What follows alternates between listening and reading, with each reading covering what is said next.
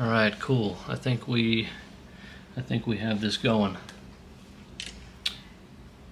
Testing 1, 2, 3. This is my first test broadcast, and let me see if I can get the FaceTime up. There we go. I've sent it to a few people, and let's see if we can get some music going and get some family in here while we test this out.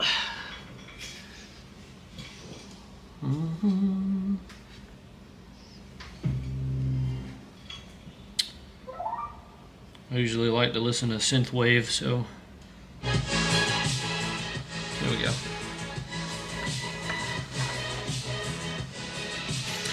Let's test some of these camera feeds here. We have all, and we have just the FaceTime and Sony, and then the FaceTime and scope. Let's get that.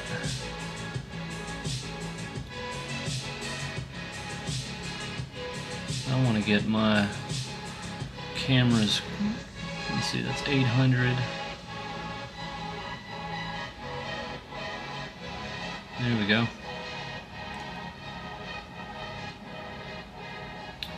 And then I can disappear my face and do it something like that. Cool. Hey, we got a viewer. Who's in here? Let's see here. Hey Dad, can you hear me?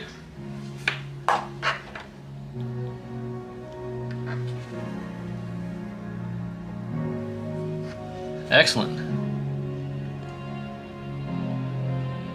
Can you hear me, Dad?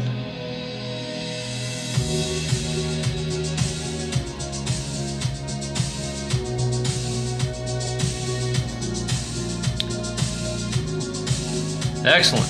Let me get Kim in here. We gotta, because I don't know what I sound like. Tell me if the music's too loud. I'm gonna go to the title screen. I'll be right back.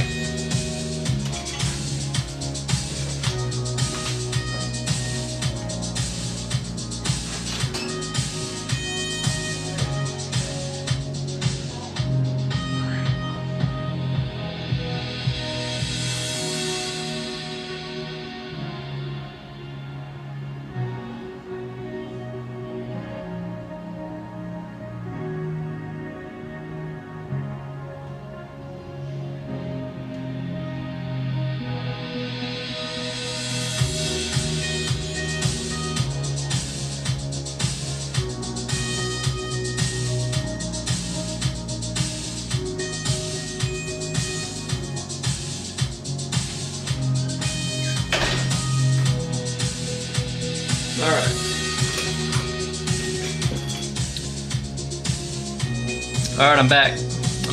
I'm back. Everybody here? Cool. So, I am looking for feedback. So please send me messages on what works, what doesn't work, and if anything's too loud or not loud enough, I'm gonna turn the music down in just a little bit here. But how do I sound? Do I sound good?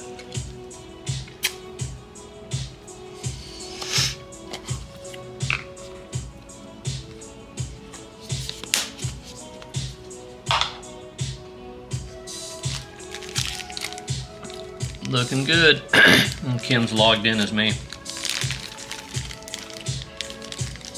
Let me share this to some guys here, some couple of friends as well. We have I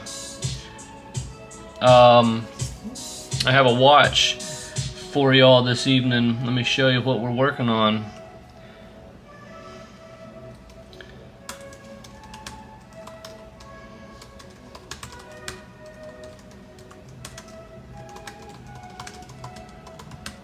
Just testing out the...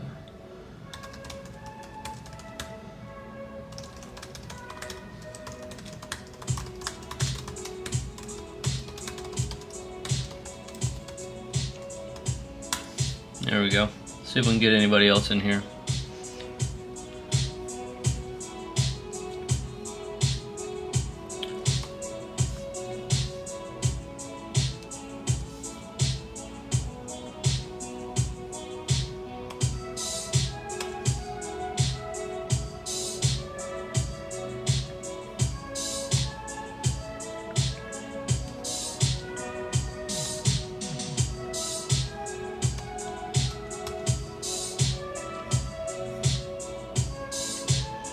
How's the music sound, guys?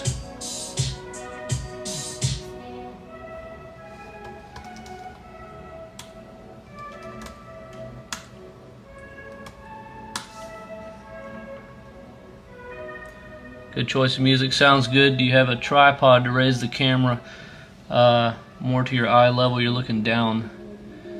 Yeah, I mean, I can just basically do this, but I'm having to type. So really, I don't have a. Yeah, you ain't kidding. Really, I need a webcam like right here, and then right now what I'm having to use is this laptop on FaceTime, or the FaceTime camera. So, does everything fill the screen? Like if I do this, you have the full screen. Hey Jaylee, let's get some donations going.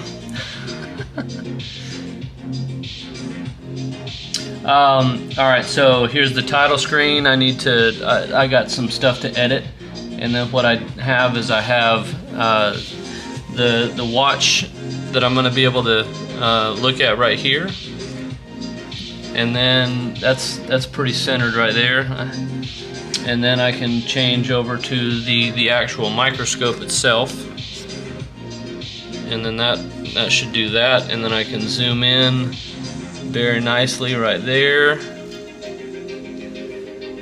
and then I can just get rid of me or go straight to scope and then back to me.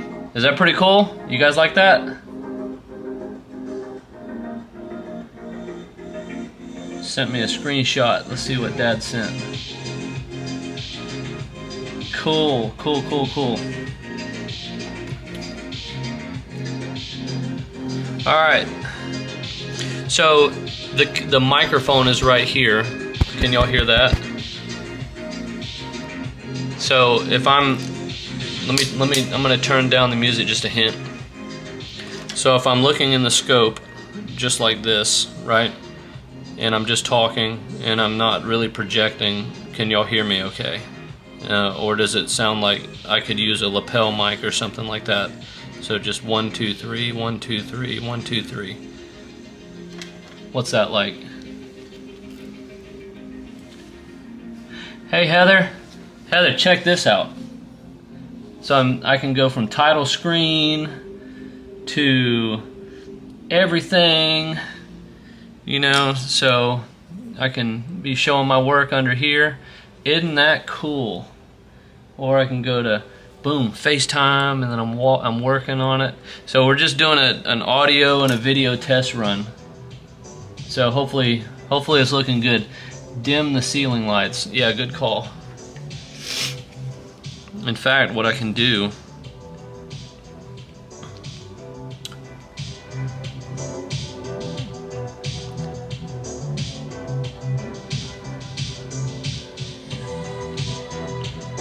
I can do a little bit of everything here. Yeah, that looks pretty cool. How's that? I can also do like an edge light. It gives a little bit more color, but man, that's bright.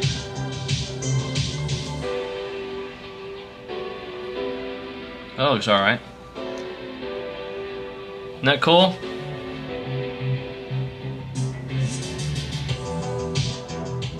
Alright, so can I get some feedback on this microphone? So remember, this is the mic right here. So if I'm under the scope and I'm just talking just like this, I'll turn this down a little bit.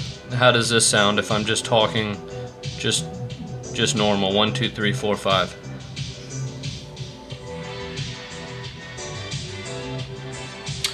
Hey man, what's up?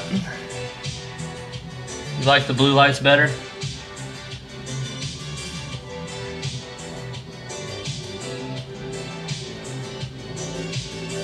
Dusty has entered the chat.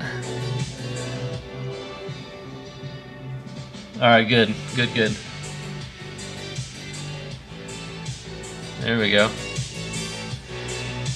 Alright, y'all wanna see some watch stuff? So I need to get a stream deck so I can basically show, I can just push a button.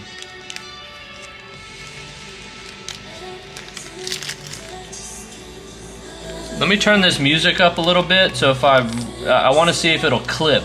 So tell me if it's too loud.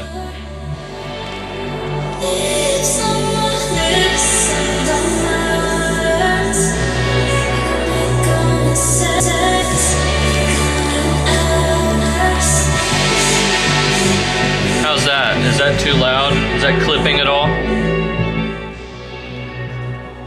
Brighten the lights, getting creepy dark. Yeah. Let's see here. I'm gonna have to, I'll have to do like a galley. I'm gonna have to edit some of those.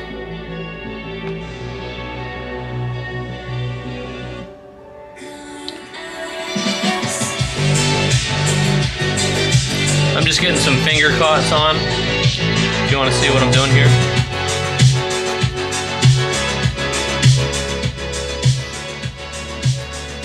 So we're gonna, let me tell you what happened. So I got this watch on eBay. It's a Gruen, and I don't really have much history to explain on Gruen. They're very early 1900s, perhaps 1800s. I'm not really sure, but they're kind of defunct now, and I think they got bought out by Waltham. And well, anyway, I'm too loud or the music's too loud? Any feedback I can put in the chat would be great. Okay.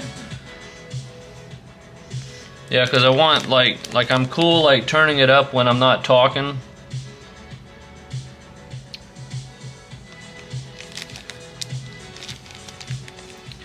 And I don't know the delay either. So somebody put in the chat right now, just say something to see how much of a delay there is. Ready, set, go.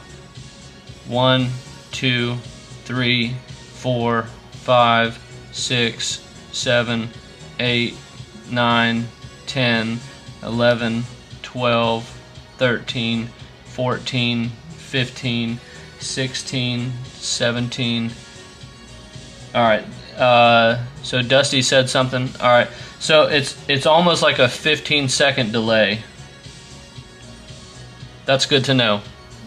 Alright, cool. So when you guys are saying turn it up, turn it down, I'm getting, by the time I see that, it's already been like 15 seconds. So, alright, good to know. Well, anyways, let's get back to this watch. I almost need like a moderator and then somebody in my ear that can read the chat. I wonder if there's a moderation activity, timestamps. There's got to be something that can read your chat in your ear. That would be really cool.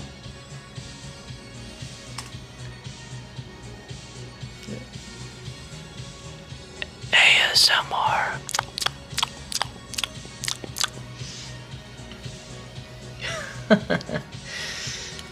Alright, I'm gonna get off the chat here for a minute so y'all can just follow along, and we're gonna take apart this movement here.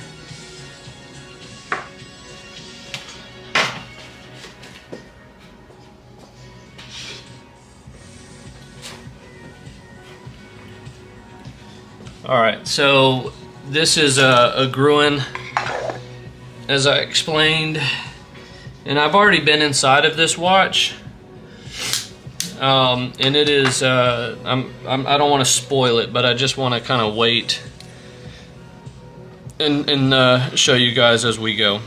So, as you can see here, there's a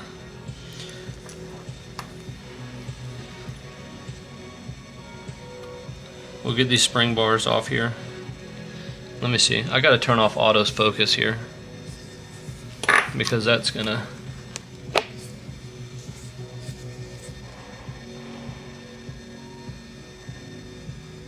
keep catching my fingers. There we go.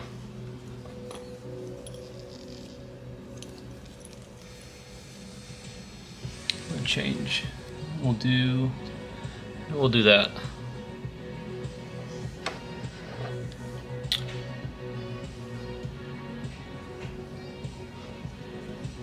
How does that look? Cool.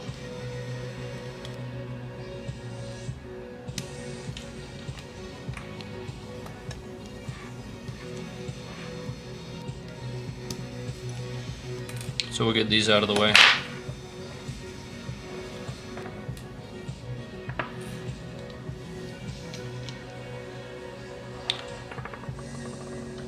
Alright, let's see what we have here. Shock resistant, anti-magnetic. That was a big thing back in the day. Is if your watch becomes magnetized, specifically your hairspring, you could really lose some precision. Your beat error is off, probably your amplitude, stainless steel back, and so this has a date function, and there's no hacking seconds. This watch is fully wound, and it was sold as if it works, but only if you like shake it and get that movement going, or get the balance going. But right now it's just kind of frozen. So let's get into the back of it.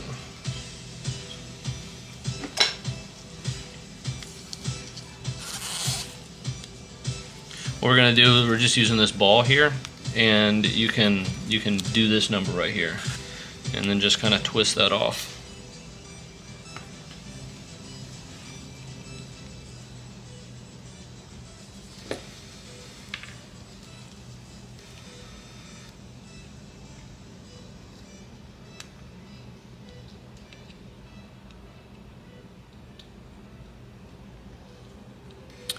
This watch hasn't been messed with in quite a while because there's dirt and all sorts of nastiness all over the side of it.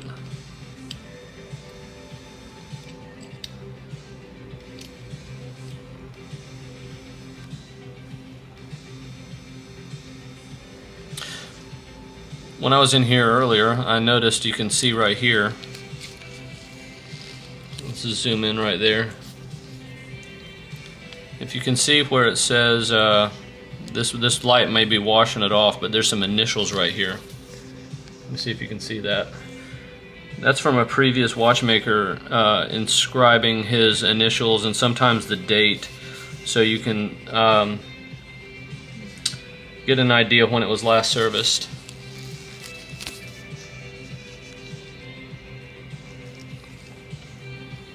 So it says stainless steel, Gruen Watch Company, made in France.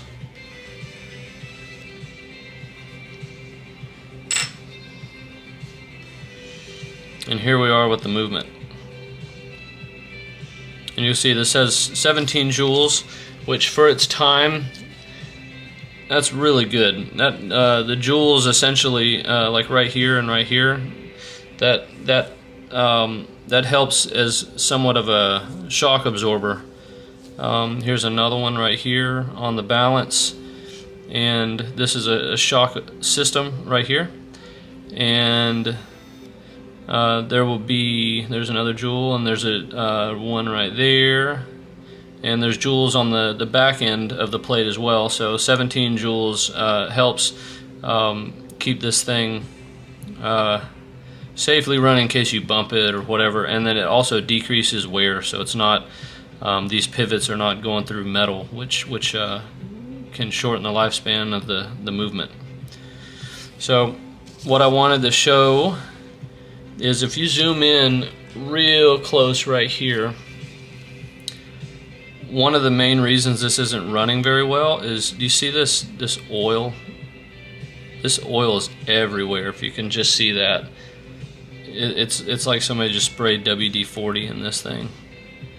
And if you see right here, all this nastiness, if you can see me just kind of edging that, you see all this oil gunked up right here. It's like pooling. That's why this thing won't run at all. All this right here, and it's just everywhere. It's all over this movement.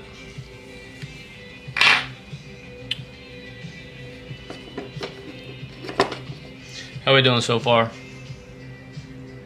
Initials are upside down. Yeah, I've had to rotate the camera just to kind of make it make sense.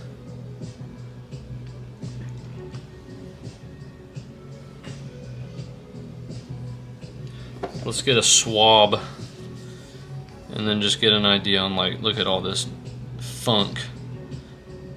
This is supposed to be bone dry.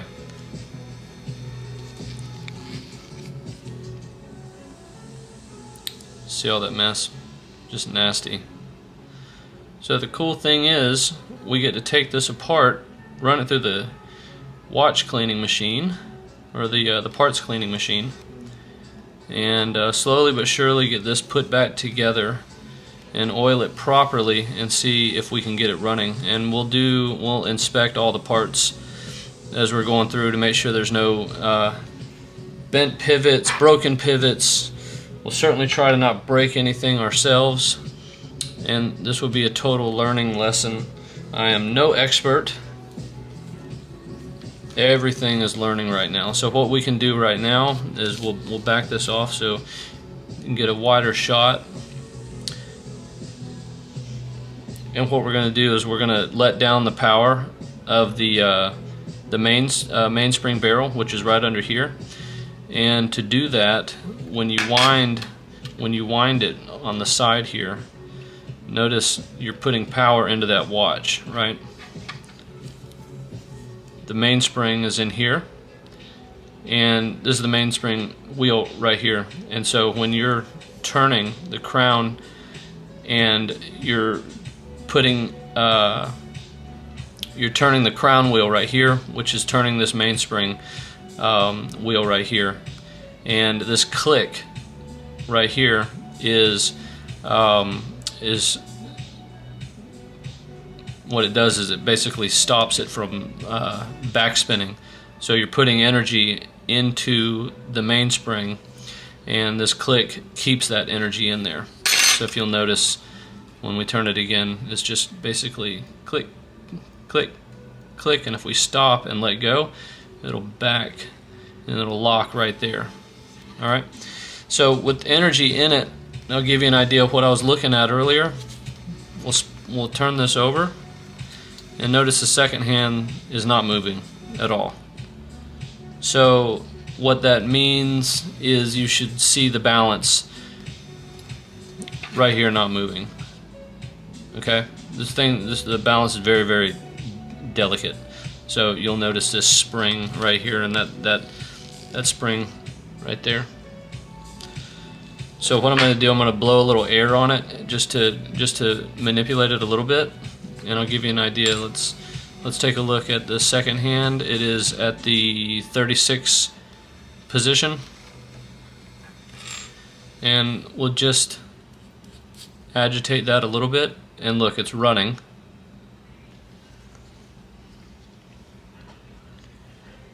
How are we doing so far? Good? Alright, and then it stopped. And let's see where we stopped at. We didn't even get maybe 5 seconds or so. And it's just because, in my opinion right now, is because there's just way too much friction with all of the oil that this watch has in it. So it wants to go, and then it just gets tired, and then it'll stop again. Mainspring looks okay, but let's zoom in real quick. And this is something I really don't have experience in, but I know what to look for. I don't yet know how to fix it, but you can see this mainspring right here. You're looking for just about perfect concentric rings, and you can just tell. Let me change. There we go. I want to get that in shot. You can just tell that on this left side here, I think that's left for you guys, that is just a little bit, these coils are a little bit tighter on the left side, and if you come over here to the right and the bottom side, they're a little bit more spread out. So just that being at a concentric tolerance or alignment right there, that can have a significant impact on this watch running well anyways. And so, all right, let's back out.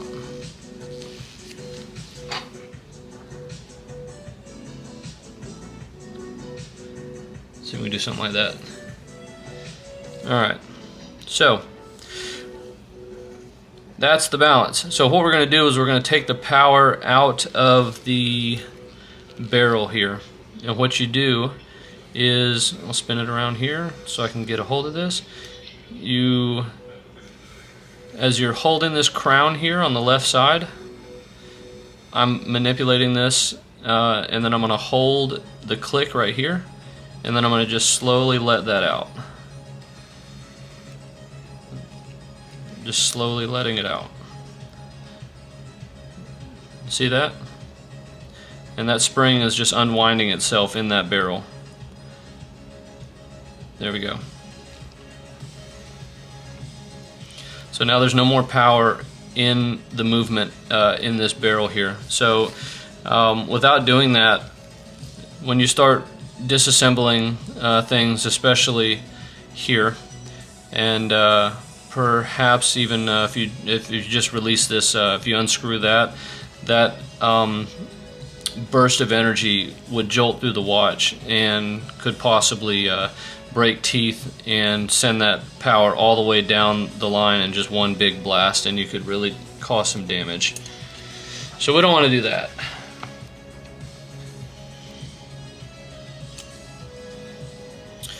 Now we can start taking some stuff apart. What I want to do first is get this out of the case right here, and I have not gotten that far in this watch, so we're going to learn that together.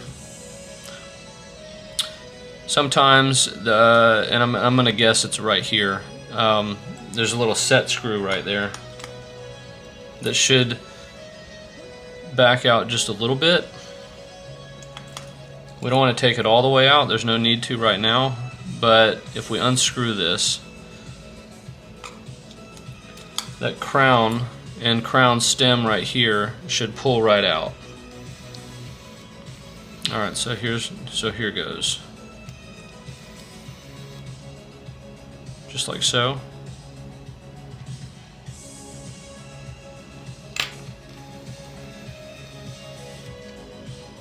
See how that's coming out? Now look real close. This is called the keyless. The keyless works. So there's a gear train under this wheel right here, under the crown wheel. As soon as I pull this out, these should kind of just set down. They shouldn't fall through or anything like that, but we'll pull this out just like that. Okay. This is the crown and the crown stem right there. And it's nasty as can be.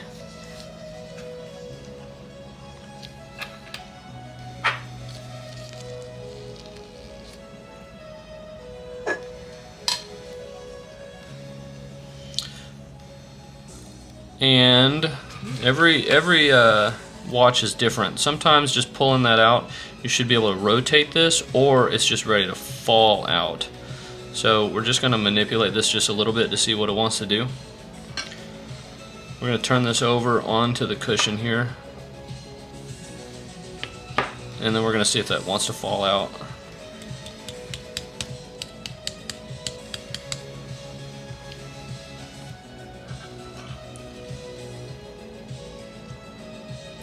And it might not want to do much because there could be some suction of oil underneath, to be honest with you.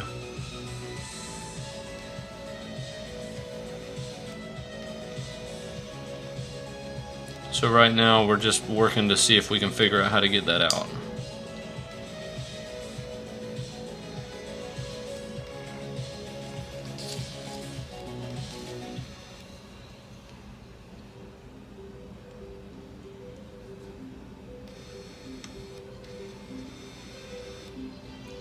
This appears to be like the dial underneath here. because it kind of curves downward.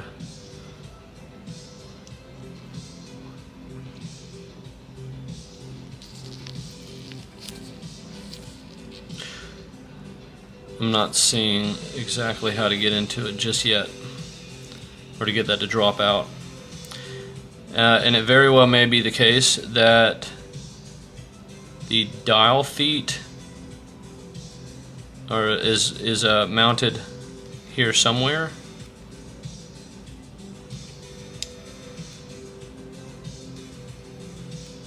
I'm just applying a small, yeah, there's a dial,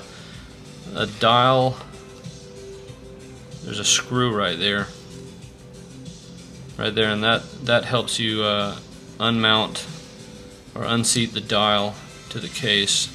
So really I'm just trying to really light prise right here to see if that wants to come up, and it doesn't.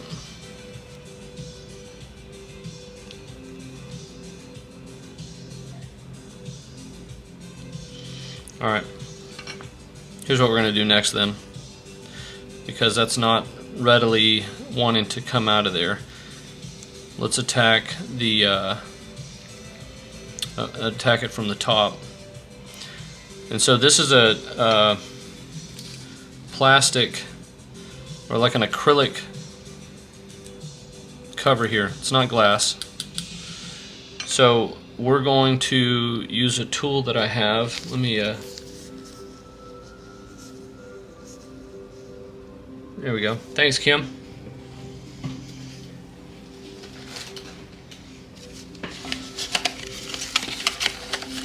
Every tool, well, I've been able to snag tools along the way. This is a tool from Bergeon, and let's see what it's actually called. I don't know the name, but it's a 4266, and here's what it is. And you start basically unwinding it, and all of these little teeth want to start kind of, you need to hold it from right here. Alright, so as you're unscrewing that,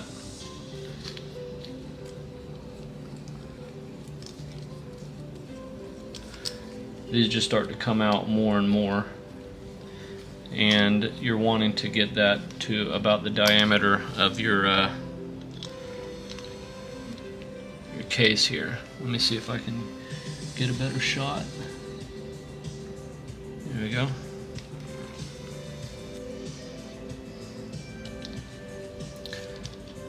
That's a terrible shot. Fingers in the way. So you're just getting around those edges, and once that you get a good bite on it, do it like this. Once that you get a good bite on it, you can just kind of turn. See that? Just like that. And you're just holding it and twisting it until you got enough bite, and there it is. Let's see if I can get a... See that? There you go. There you go. And then you just back that out, and then your crystal is out of there. And that's what it looks like without the crystal. And there's the crystal. And look, I have no idea if it's ever been replaced, but we have a whole crystal kit, so we may buff that out, or we'll just replace it. We shall see. Cool, huh?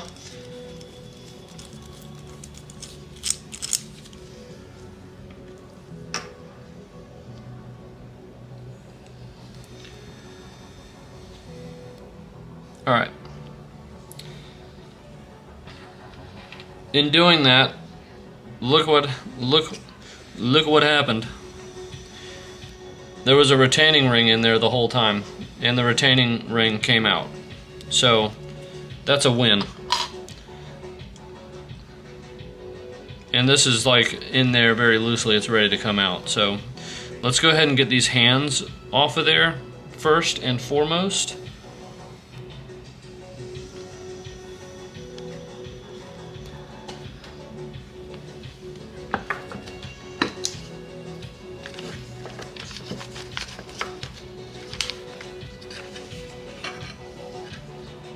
I'm just in my toolbox here, getting a few things for what we're about to tackle.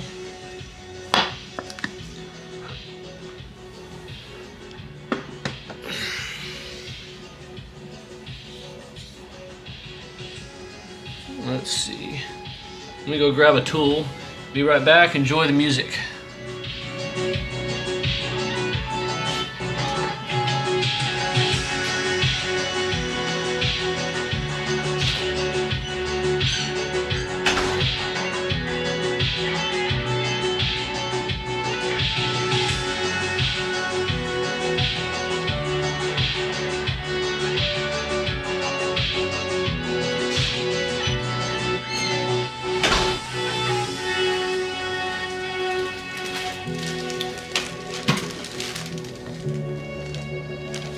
All right, we're back.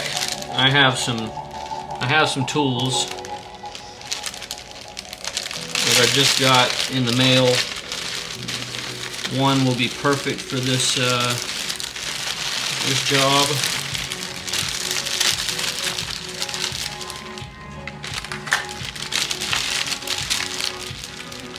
Possibly two tools. We'll put that to the side. How's the audio?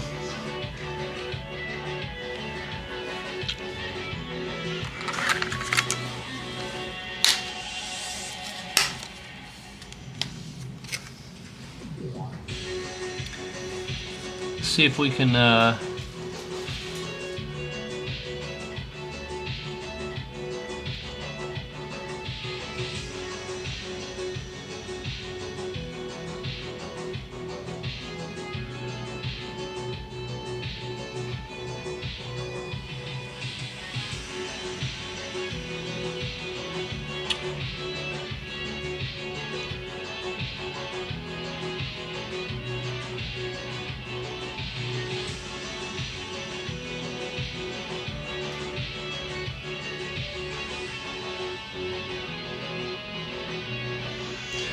there we go. I want to see if I can make the stream public now. Let's try it.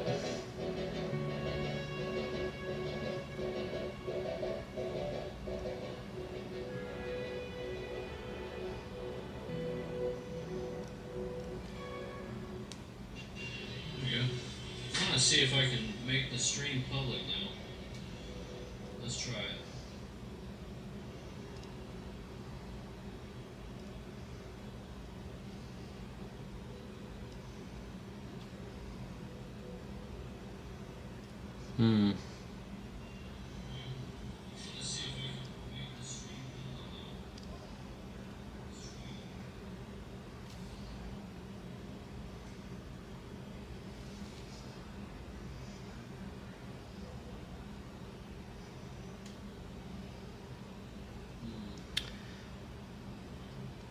I'm not sure.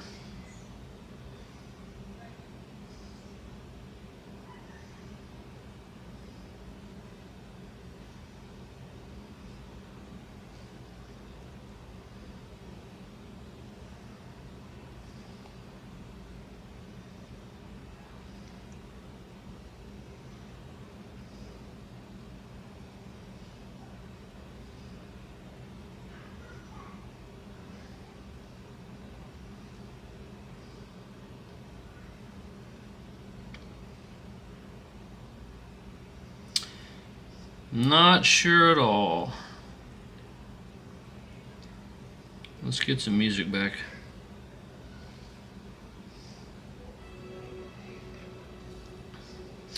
Hey Dad, can you share it on Facebook and then tag me? Do you know how to do that?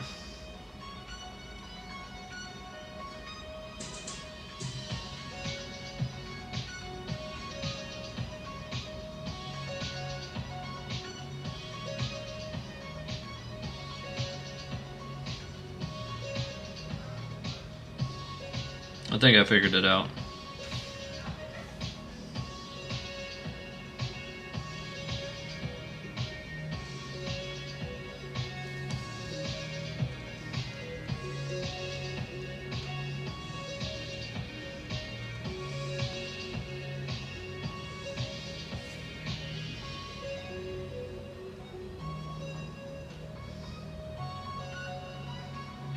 There we go.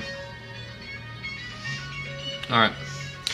So what we're going to use to get these hands off, I have some hand levers here, also from Bergeon. Just got those in the mail.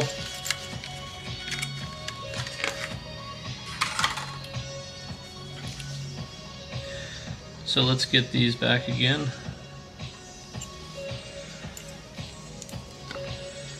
Here's what they look like.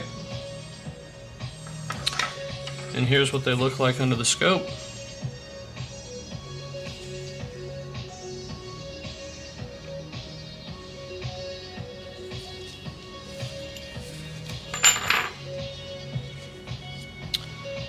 What we're going to do first is we're going to try and get these hands. I don't know if we can do this without that setting lever in there, but let's see if we can. No, we probably can't, because we already took out that retaining screw. Let's give it a shot.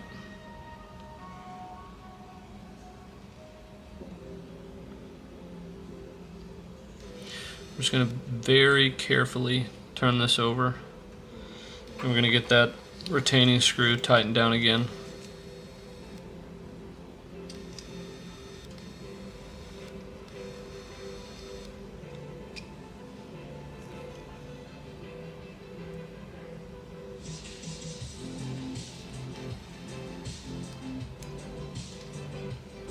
There we go.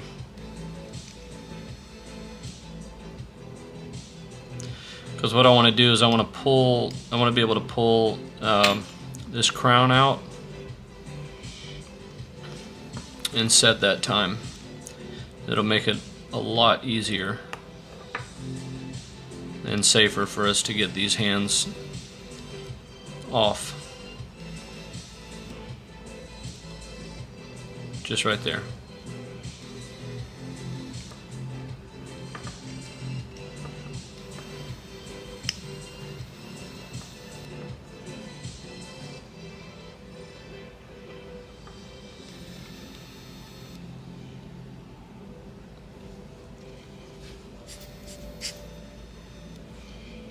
There's still just a little bit of power in that barrel, but that's okay.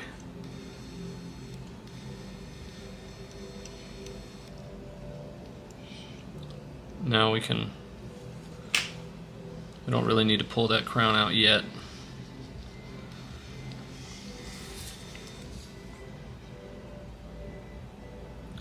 So we're going to get this just under there, under the hands.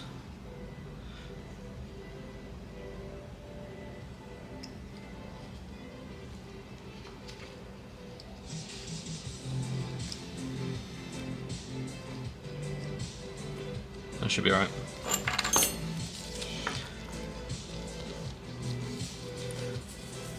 And we're going to try and attack these hands. These are, that sleeve essentially is to protect the dial while we attempt to get under these hands here. And that's a very, very close tolerance. That is all the way down to the dial. And we're just coming up. There we go. Just like so.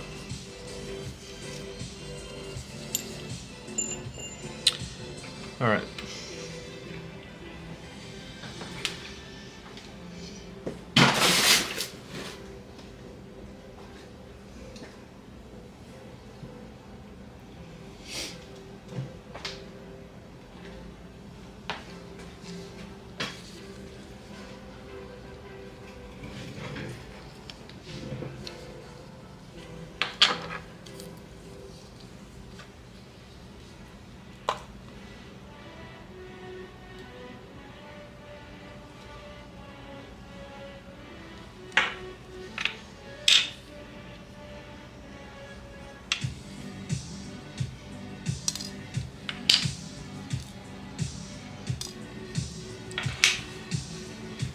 what we have here is just a small little case here.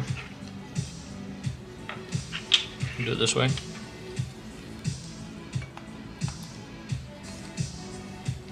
And this is there's a little membrane right here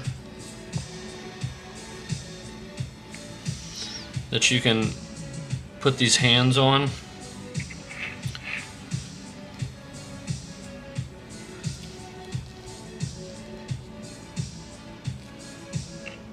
And it just suspends it on that membrane.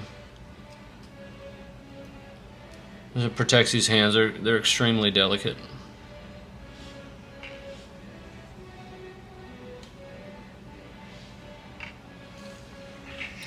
Alright, see what that looks like?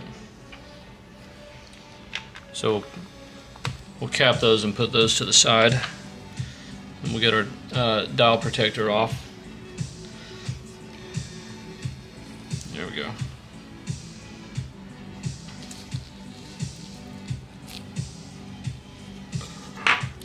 Dial looks really good.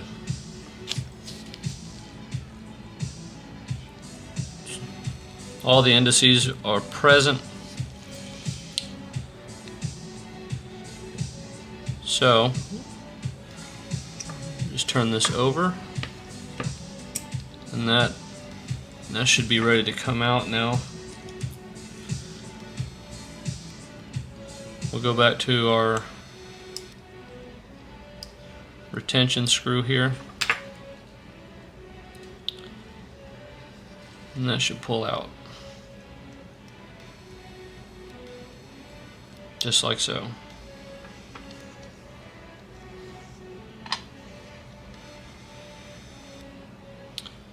Alright, now remember what I was saying earlier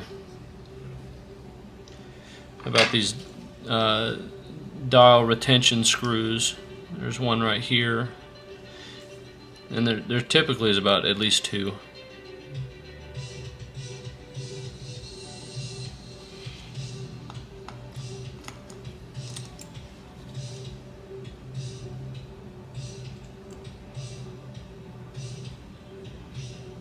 And this is another screw. You're just basically loosening.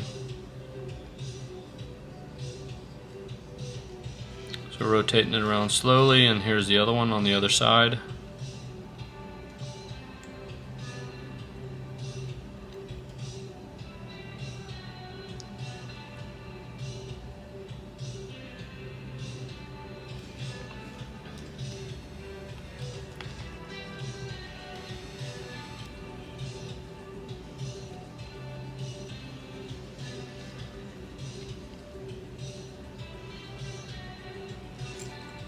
And with those backed out, we should be able to just manipulate this dial off. And we're being very careful to not agitate this balance here, because that's very delicate.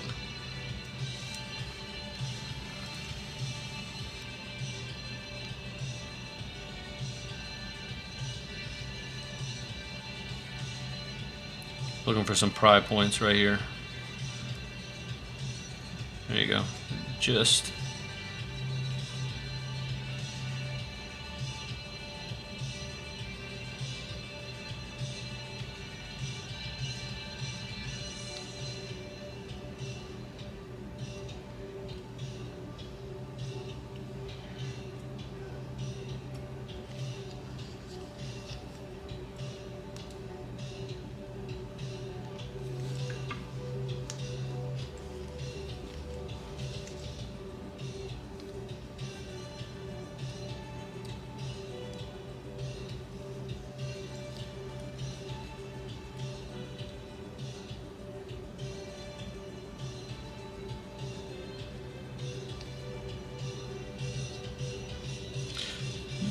this dial foot right here is just very stubborn.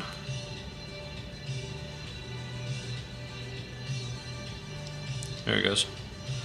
Now that I have that out, I want to put that screw back in there, because that's one of the smallest screws on this movement.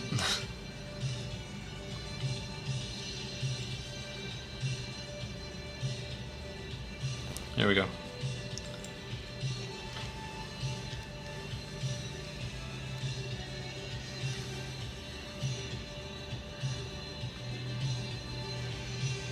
Alright, so we have the dial out. Let's take a look and show you what that looks like.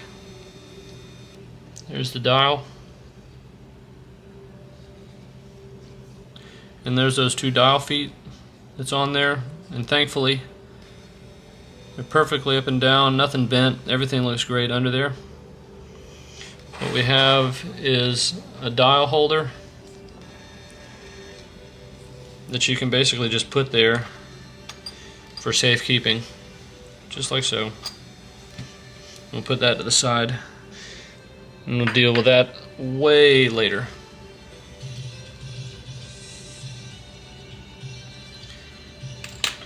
Let's see if we have a movement holder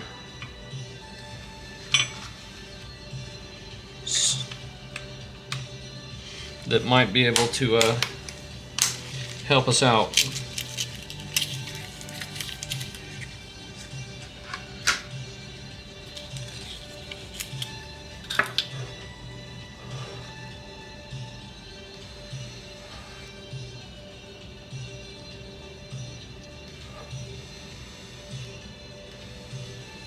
This may be the one.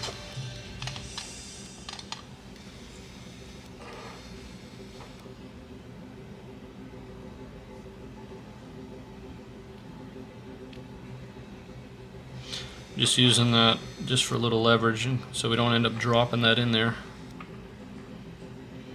Yeah, maybe not. That's not going to work. No problem. We have another option. Obviously way too big, and so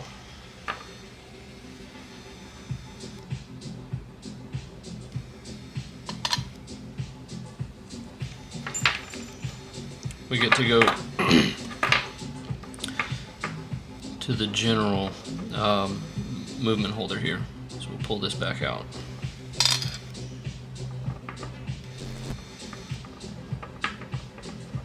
We'll get this tightened down here.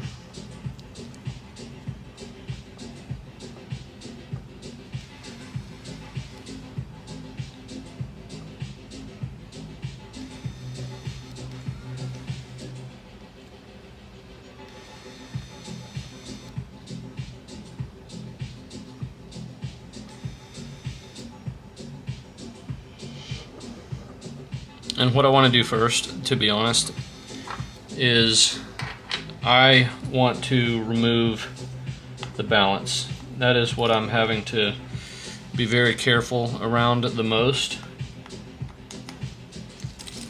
And I would feel way more comfortable at this phase to just go ahead and get it out of the way. And then we can flip it over and get that date wheel out of the way.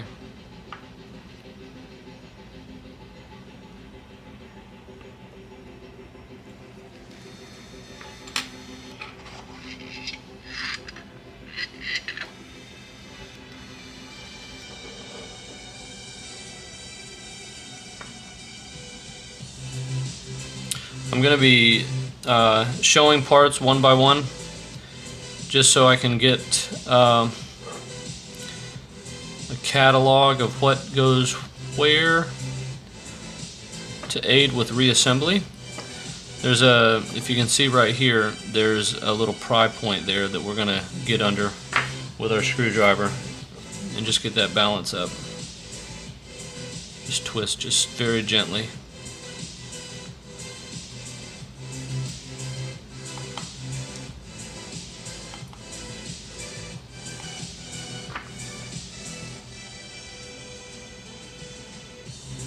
So we'll get under this bridge here, and we're going to very carefully try and get that out of there.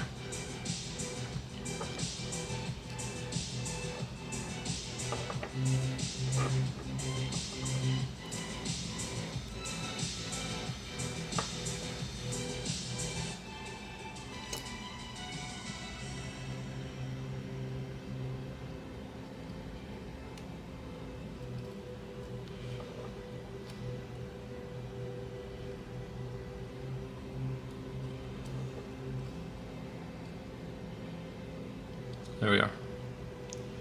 I'm going to flip this over. I'm going to try and just set it in there in its pivot on the other side. And we're going to put that in the tray very delicately. Now we're a little safer.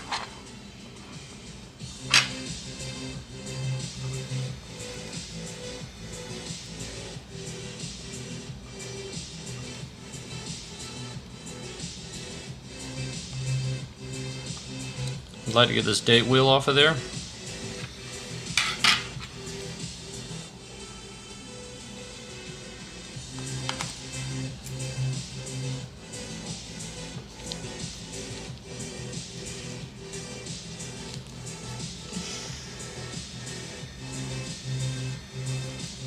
There we go.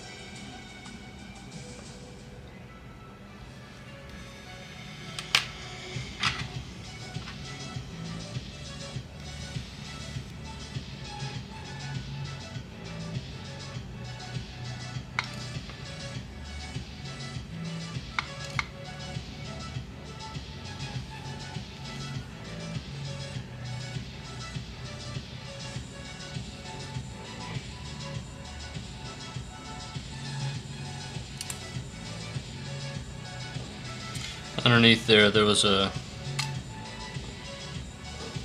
let me see if I can get it into the shot. There it is.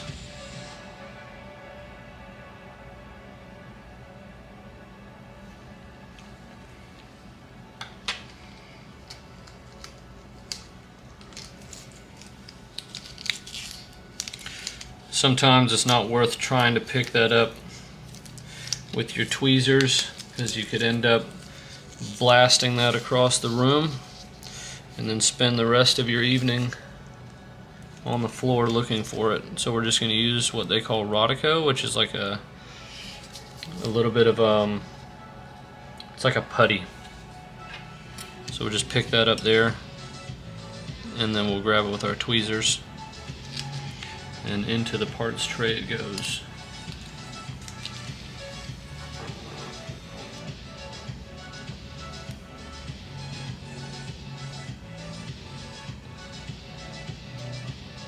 There's a little spring under there as well.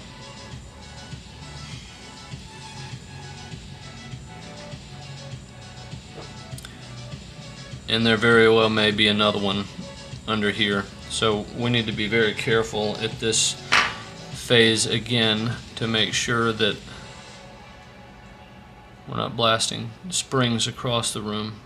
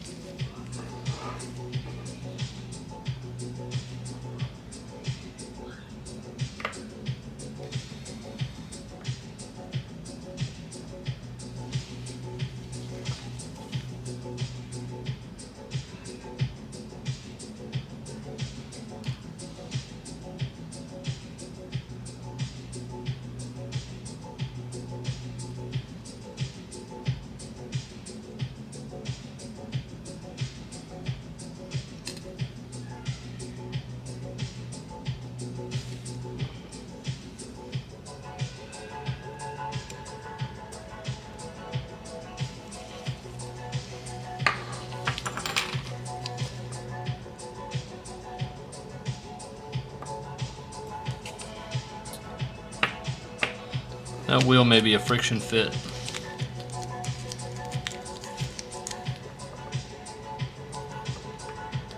Seems to be.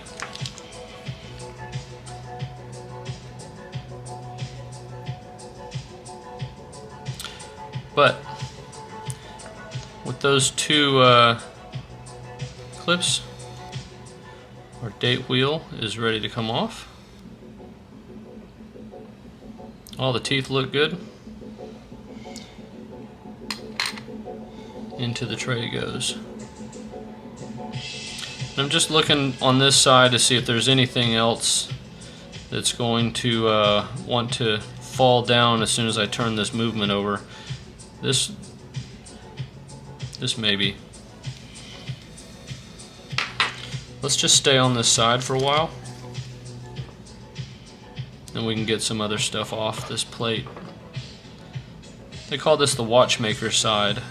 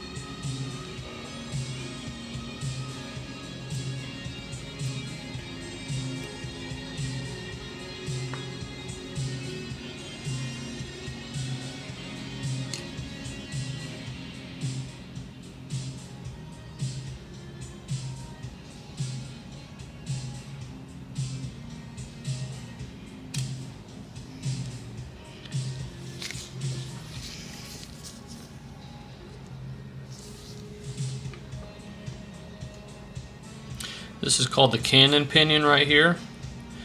It's friction snug on there, and I'll show you how we get that off shortly.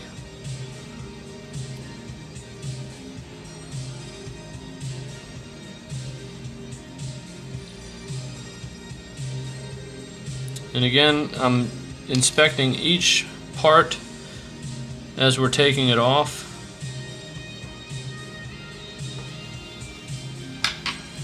Just looking for unusual wear, and honestly to see what everything's looking like oil-wise.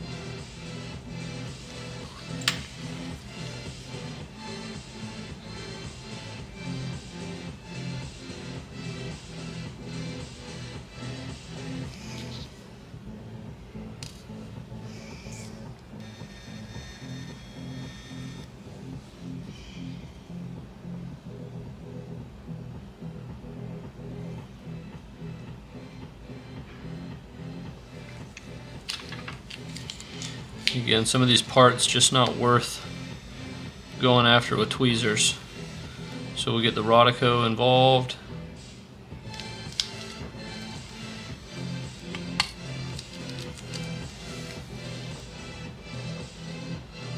This is a jewel retaining plate. We're going to leave that on for right now, and we can come back for it later. We can go after this though, because I want to kind of show you what that does.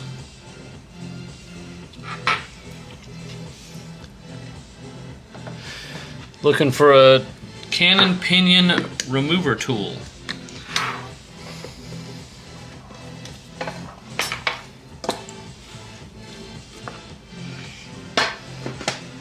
That looks like this. And if you can see right there, see how that's kind of closing in on that? And if you remember earlier, I was saying that this is a friction fit. So this will go right on top of that.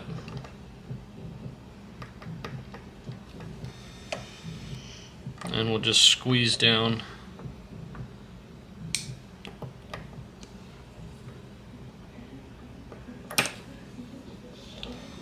If it wants to get enough bite on there. There it goes.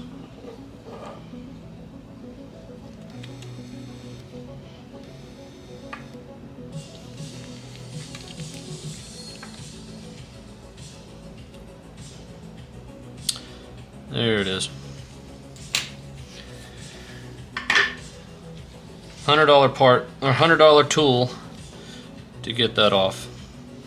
There you go. That's the cannon pinion.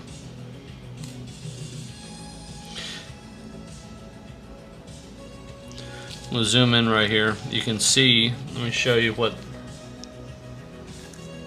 going on here.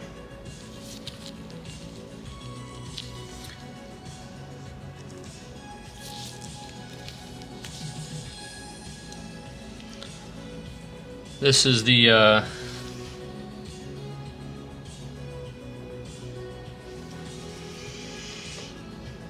center wheel here. Your hour hand, you know, that little teeny pivot right there. That is your seconds hand that goes on that. So all three hands, and with the help of the cannon pinion that we just removed, all of that power gets transferred through that whole situation there.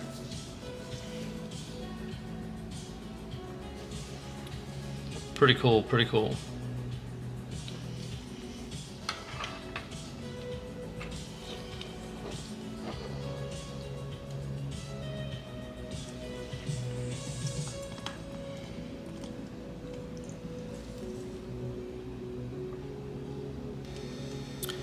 There's a spring under this. That was on there snug. I don't know if you heard that, but that was a nice little pop. So before I get that all the way backed out, you see this spring right under there? That's under pretty significant tension, and that is something we want to be very careful of. We don't want to see that end up across the room. So what I'm going to do is I'm just going to put some Rodico right on top of it, right there,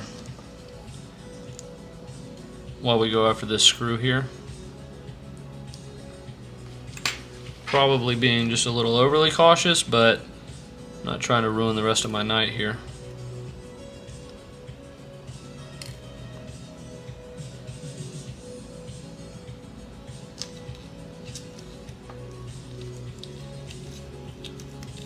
Okay. Now I'm going to hold it here while we get this retaining plate off.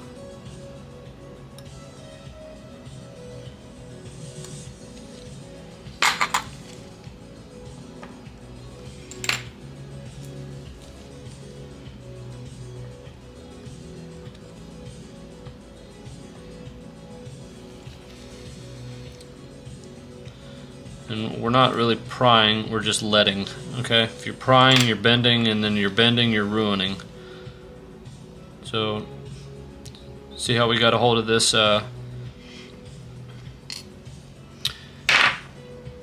see how we got a hold of this spring right here?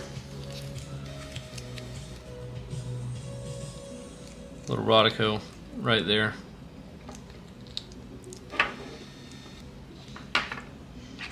And again, I'm just being ridiculously cautious. We're going to take that spring out of tension right now.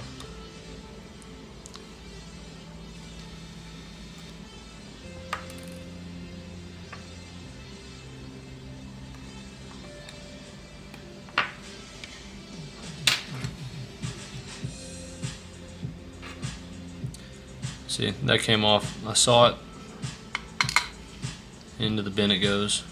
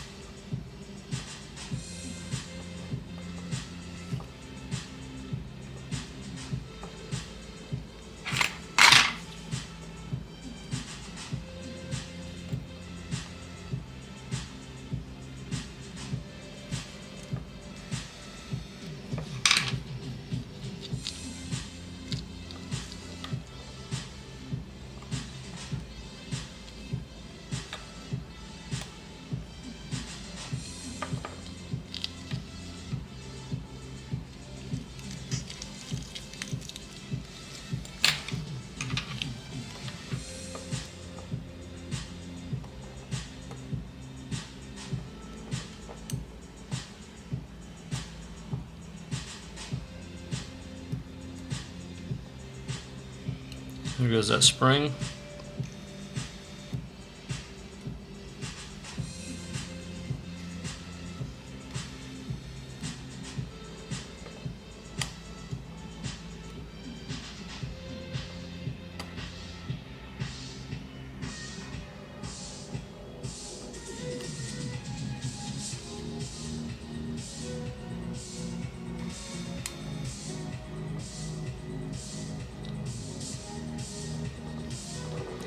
Remember when I was talking about the keyless works, when you pull out the crown, and then these gears will come right on out. And they are not looking great.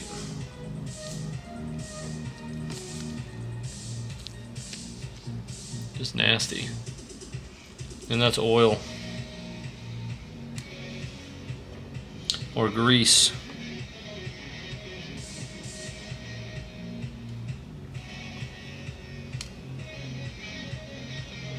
Just those two.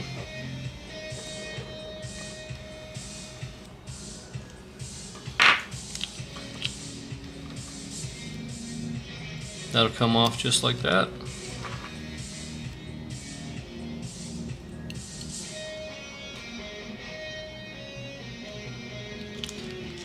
Now this looks interesting.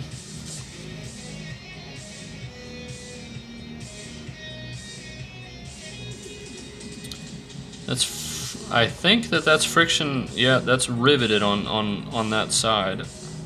So that's all in one piece. This turns. You see this little index right here? This I believe turns the that date wheel in those teeth. Just caked in oil. I don't see anything else that I really want to tackle on this side right now. So we can turn this over and we can go to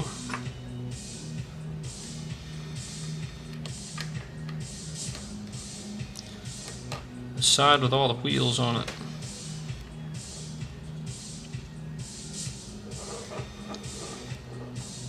How are we doing so far? How's the music? Air playing on the big screen? Nice. I hope you're enjoying it, Dad. You're my best customer. Let's see how many people, concurrent viewers we have watching. One. We have one viewer.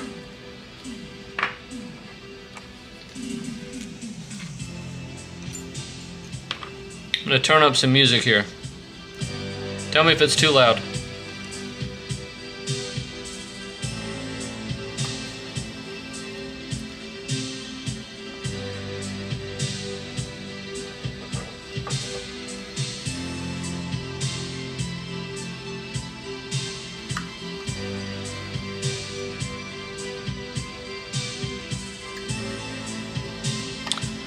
Usually what would be good practice is to put this on a time graph and get a reading, an initial reading. See, that looked like that my tweezers were magnetized, but these are brass. That was just oil.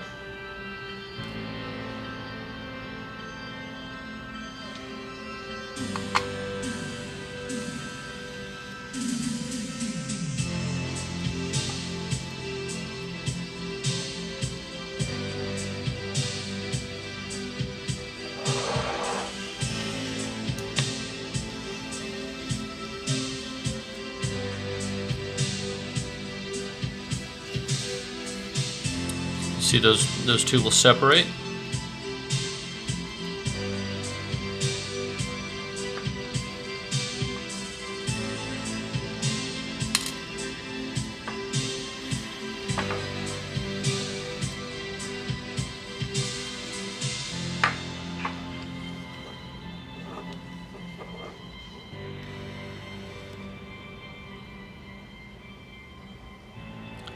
This is the click.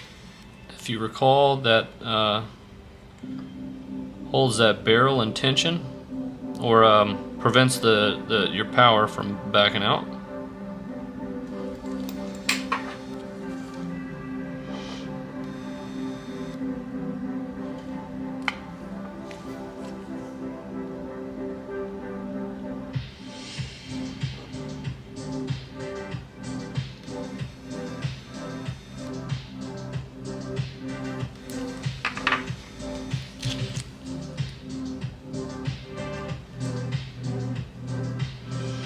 You see we took the Rodico there and we were able to get the click and the click spring at the same time.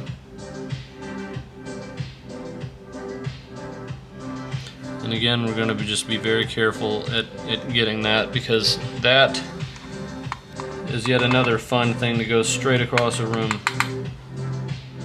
Now, what you got to be careful with is, it looked like I put that in the part tray, just tapped it in there, and it's still on there because of the oil that's on this movement.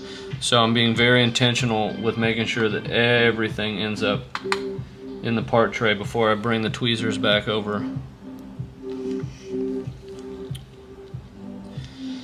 Something I acknowledge is these tweezers look terrible and they need to be dressed. Let's do that real quick.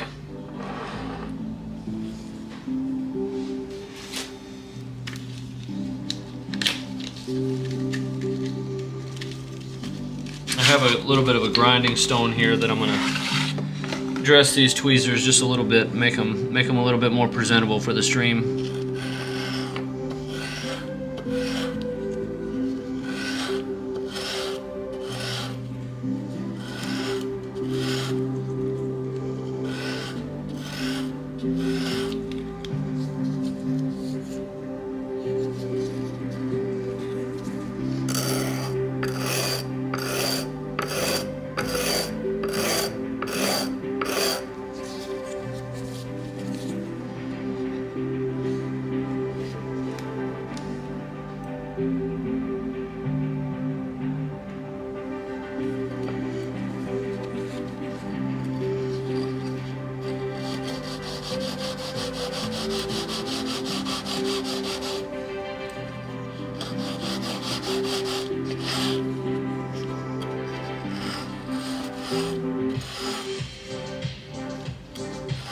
These are not my good tweezers. I have not got my good tweezers out yet. So once that we do that, we'll just stab these in a little bit of Rodico and get the dust off of them, and then we can get back in action.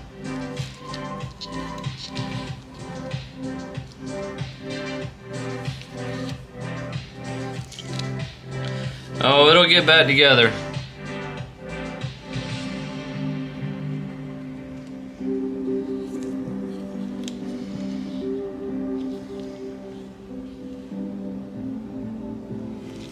That's good enough. I'd really like to spend more time learning how to dress tweezers and such. It certainly is a very important core skill.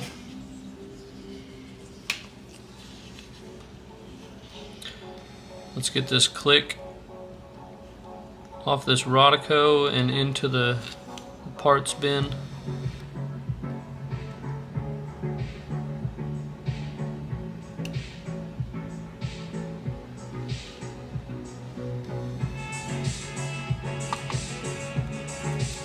Again, I'm just checking my tweezers each time, make sure I got it.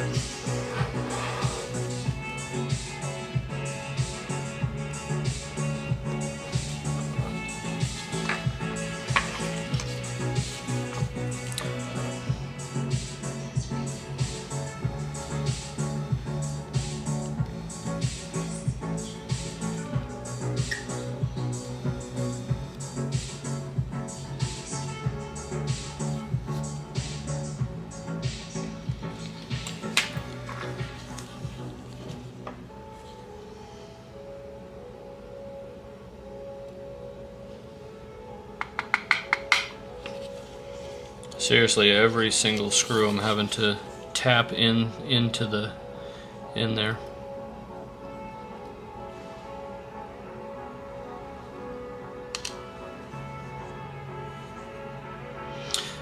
So this is the barrel bridge here, and it doesn't look like we really can or should get to it until we get the train of wheels bridge off, and then we get these wheels out of the way. Our main center wheel right here is sitting straight on top of that. We probably could, and then it'll just like slide out. Let's give it a shot, and then now that I'm looking at it, sometimes just talking yourself through your plan of attack helps.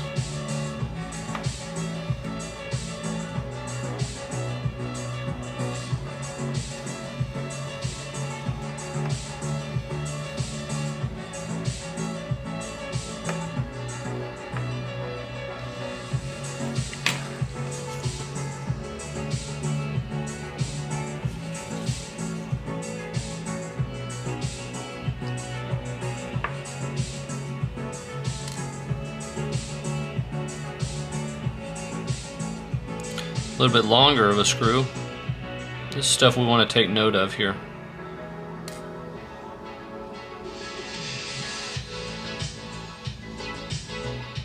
And medium screw.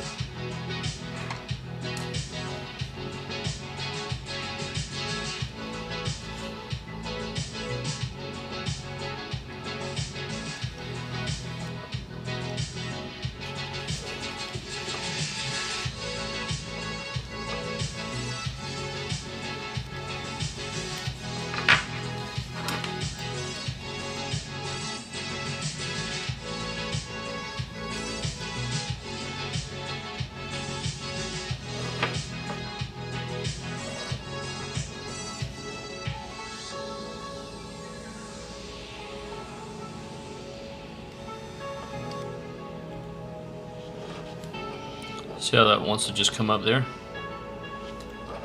And we're just doing little by little prise. And there we go.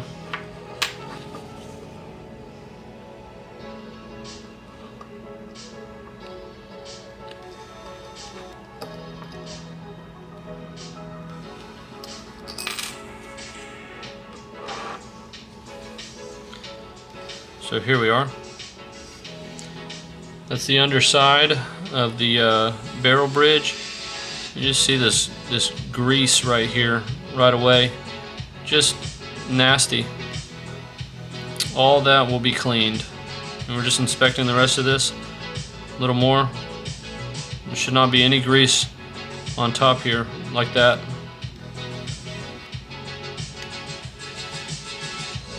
And something I want to check. Sometimes it's just hard to really see if that's like a bushing or if that's just part of the plate. I don't know if you're seeing that like I am, but let's take a look and see if that moves. It looks like it would.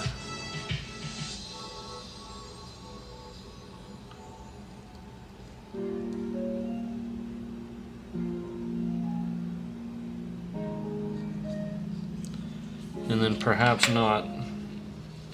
But I just want to double check if that's supposed to come off or not.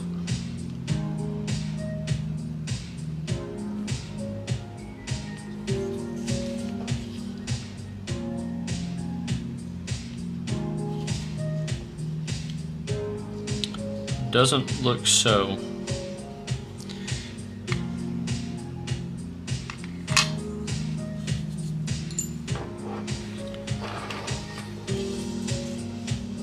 See this grease right here?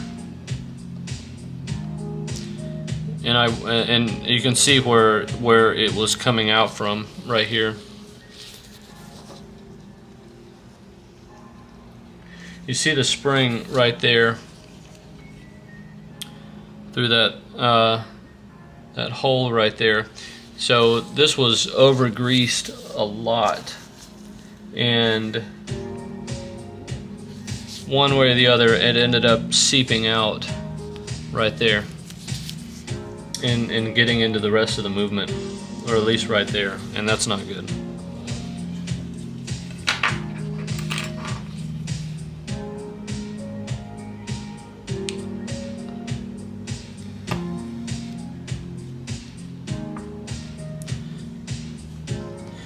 And this bridge will reveal what everyone is expecting to see. The you know, when they think of a a clock or a watch, they just expect to see a bunch of wheels in there, and that's exactly what's under here.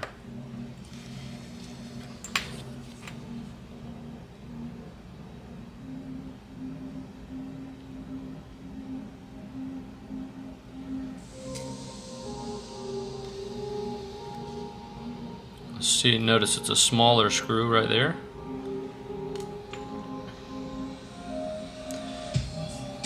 And that looks about the same size. We're trying to take note of the size and the sizing of these screws, so when we put it back together, we're not putting a long screw in a short.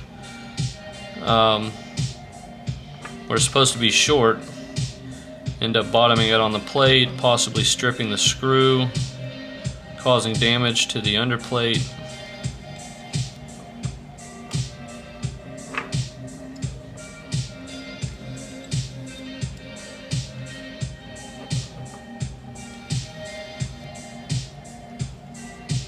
Here we go. So this should be ready to come straight on out.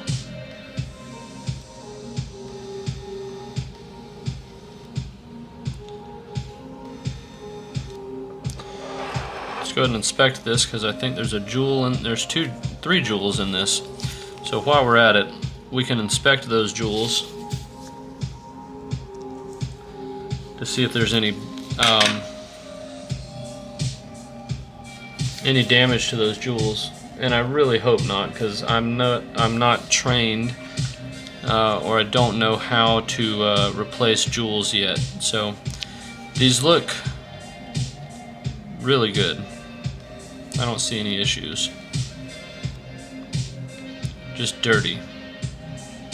What we will do, this is called a cap jewel right here. You'll notice right here, these pivot jewels, you have these little oil wells in there. So they look like little cereal bowls. And then here it's flat on top. And the reason why that is it's just the difference in the way that each of those pivots interact with these jewels. So two pivots will go through all the way through there, and then on this one it goes in there and then is capped on the other side. We're going to go ahead and pull that out so we can get that clean, because there is just a bunch of oil under there, just tons. That cap jewel should be friction fit into this, so there shouldn't be any issue pulling that out. It shouldn't go anywhere. And I was a little careless there, because that screw popped off of those tweezers, and I found it. Holy smokes, that's a small screw. You see it? That is, it's the size of one of these letters. Look at that. And it's just so light and oil that's sticking to those tweezers. So we're going to be very careful in putting that in the parts bin.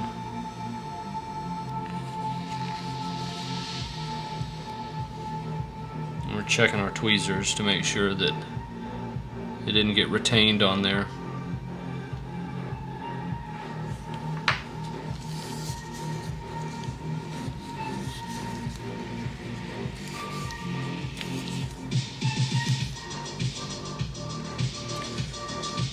Let me find my glasses here.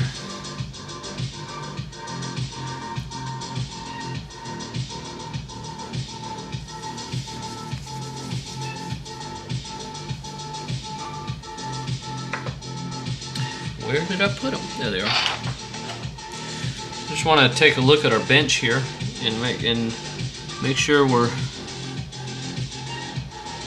everything's looking good.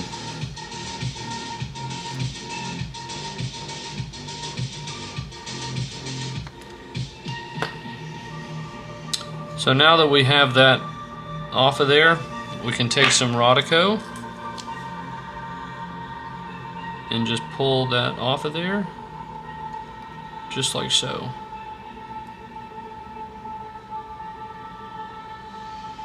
The jewel should stay intact on the other side, and then we'll take this one off. You see that? Look at that. Look at that oil. That is not supposed to do that.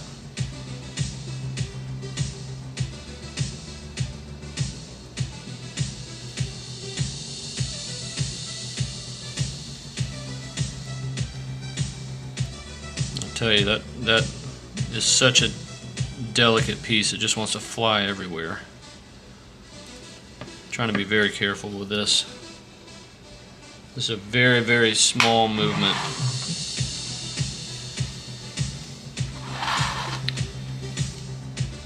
I'm just going to rake this off of the end of the Rodico into the parts bin.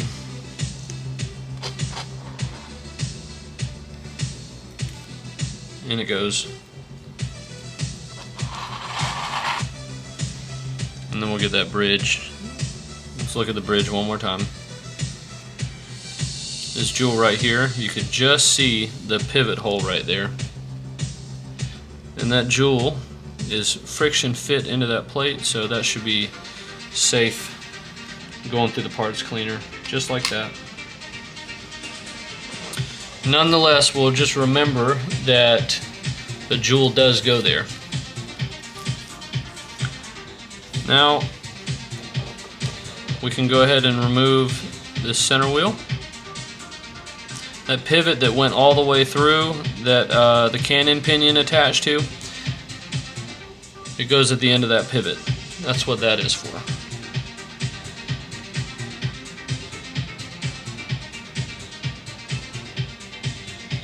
And what we're doing, we're continuing our inspection, and we're looking for worn teeth, broken teeth, worn pivots. I'm not trained in burnishing or anything like that, like fixing pivots, so right now we're just doing a general cleaning, and we're going to see what we got from that. Before we go a little further, we can a little deeper down, we can go ahead and remove the barrel. If you remember earlier, the barrel has the spring inside of it, and this looks pretty good. This is the barrel arbor in the center there. I don't see any broken teeth. This top plate right here, you can get off, and then you can gain access to that spring. We'll do that in just a little bit, once we get everything pulled out and out of the way. So I'm going to set that barrel to the side. We're going to go ahead and get this this other bridge. Well, before we do that, we can go ahead and yeah. Well, let's continue.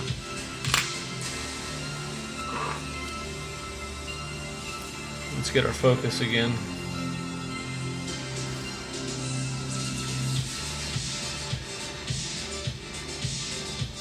Yep, I just saw that in the chat. Thank you.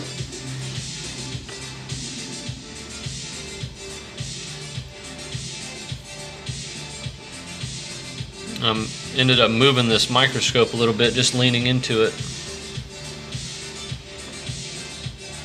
There we go. Tighten some of these screws down. All right.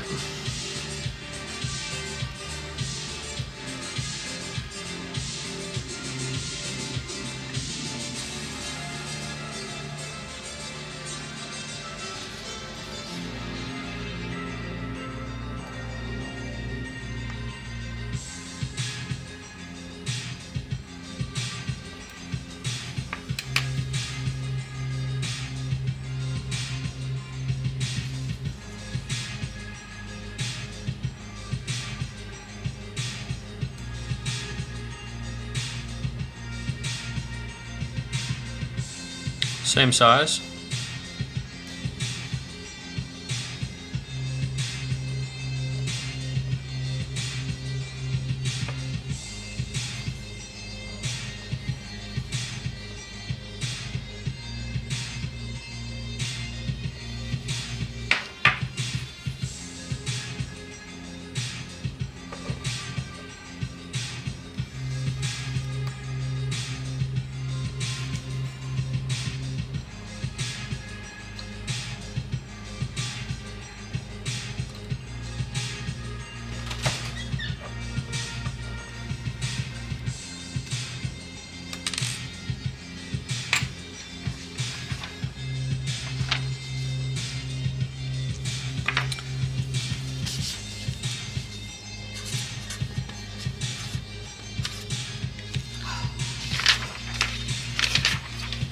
Alright, that bridge flipped right on off of there, but we still have it.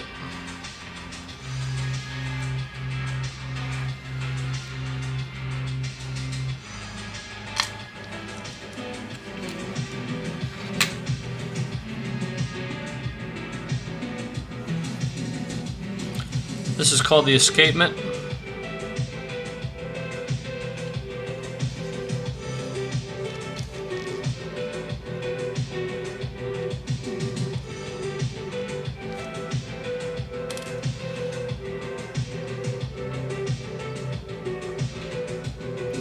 You see the pallet fork right here, and this wheel is just under it. And maybe we can manipulate it, but I'd rather get the pallet fork off first, just so we don't risk the chance of disrupting one of these pallet jewels.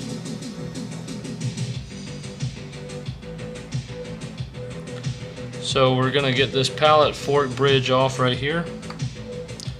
Typically, well, we'll get a little closer, I'll show you.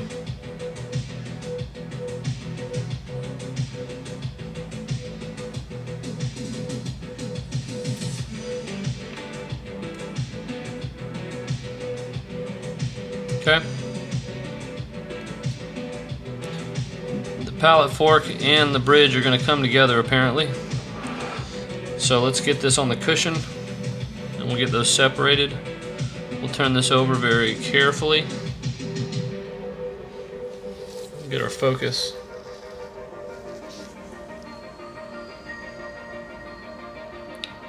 And that lifts right on out of there.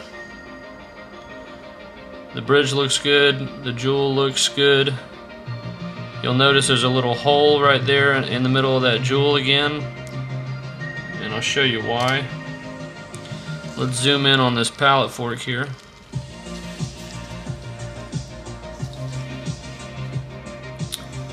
This looks like oil, it is not, that's shellac. It's like an organic glue sort of that, like a resin, I suppose you could say.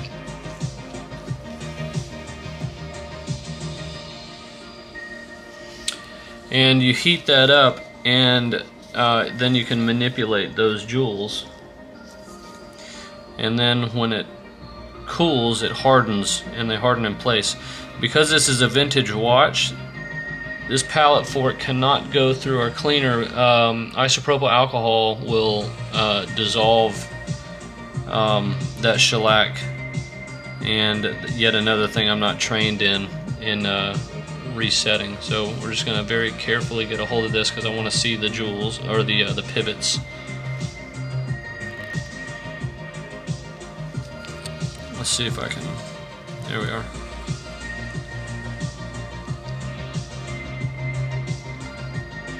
As far as I can tell, those look good.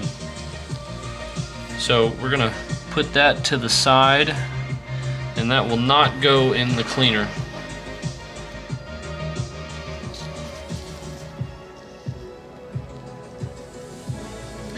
Now we can go ahead and go after this wheel right here.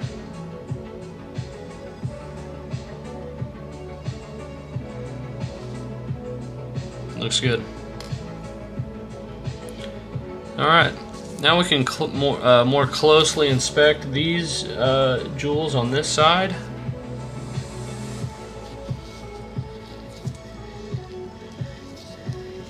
I got you focused, now I need to get focused on my scope. It's just a little different.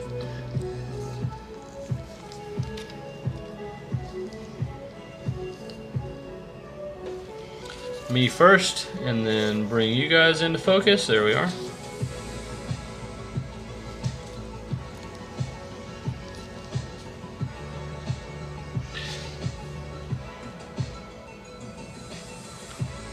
We can kind of tell that there's just a little, it looks to be just a little bit of wear right here in that jewel right there. And this one looks okay, and then this one looks okay. We'll be able to tell just a little bit more once that we get everything clean. And obviously there's a jewel on this side as well. And if you see here, there's these look like screws on this side, so we may be able to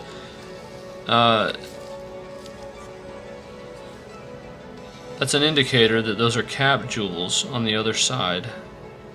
So let's go over here and take a look.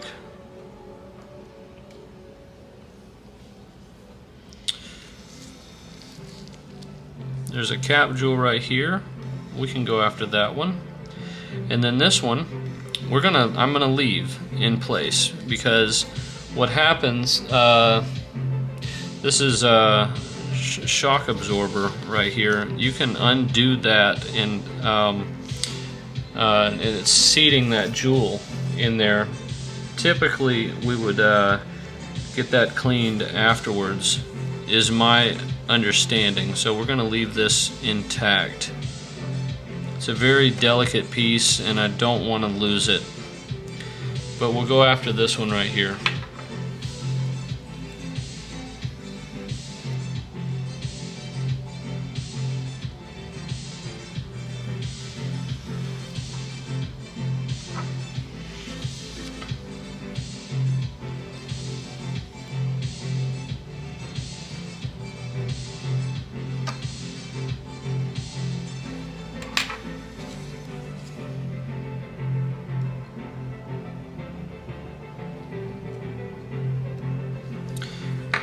I may in the future, and something I'd like to learn, I may just as well leave this, but because this thing is just saturated in oil, I'm more inclined to going ahead and just pulling these out.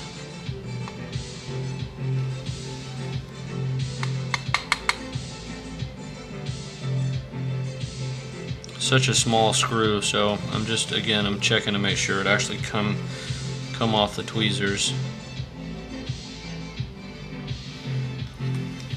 This would be one of those things I feel better at attacking with some Rodico.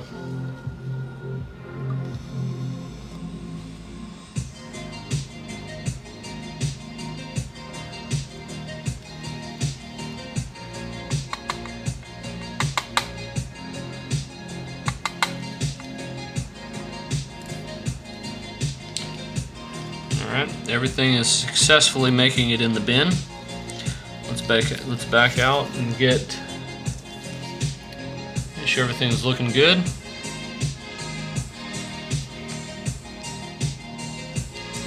Make sure I have off everything that I know can come off.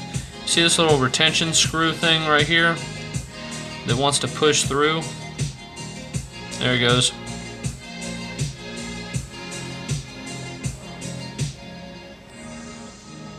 That was retaining that crown stem. In it goes. Just double checking everything, make sure not missing something. Also, reason being, there may be a shim or something like that that's still on the plate that when we put through the wash and it becomes dislodged, and we may not know where in the world it goes. And everything looks good on this side as well. Something I want to double check again is making sure that I have these dial feet screws well fastened.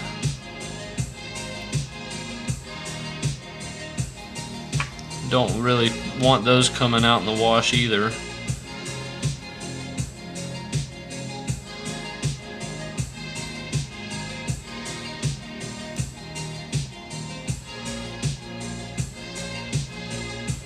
Alright, and that's our plate.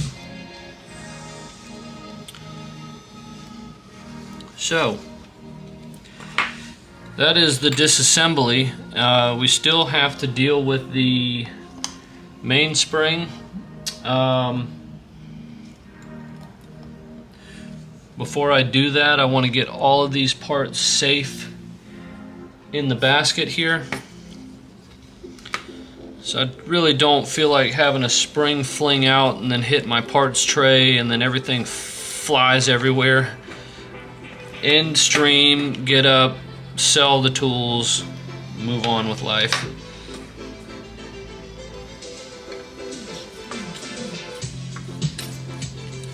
So what I'm doing is I'm getting this parts basket right here.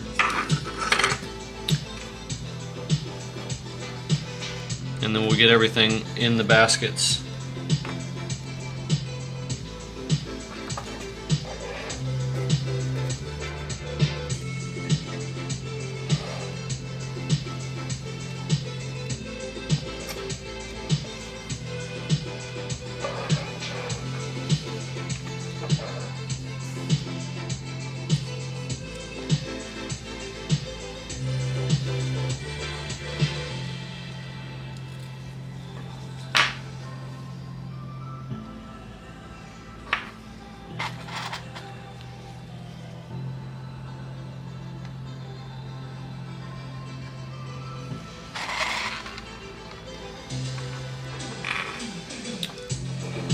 This is the tedious part here.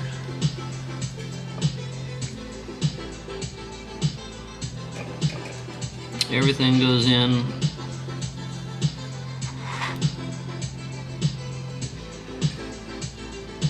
And this is the annoying part, because this is the slow part, because everything has a bunch of oil on it. And I really want to be intentional on getting everything in there.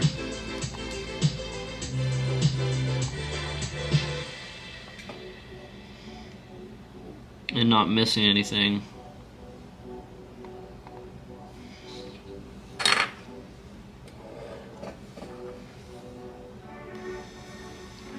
See that?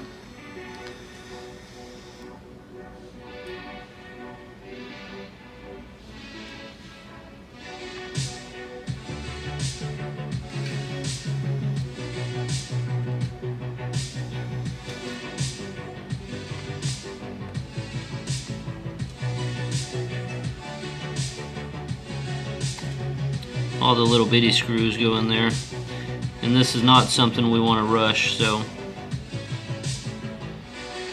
very light touch,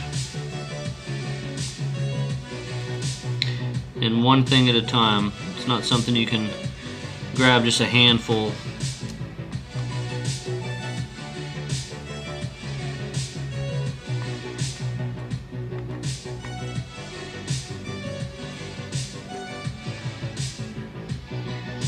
As tempting as that is,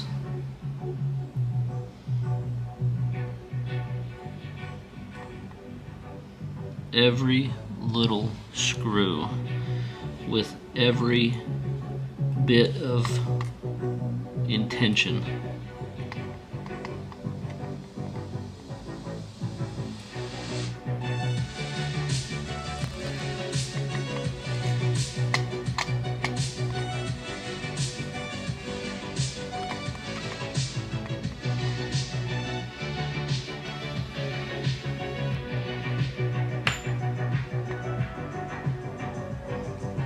This is the fun part about being on a live stream, is you can't cut, you can't fast motion. Feels like it's upside down. Yeah, I know, I had to spin it around because it looked weird the other way.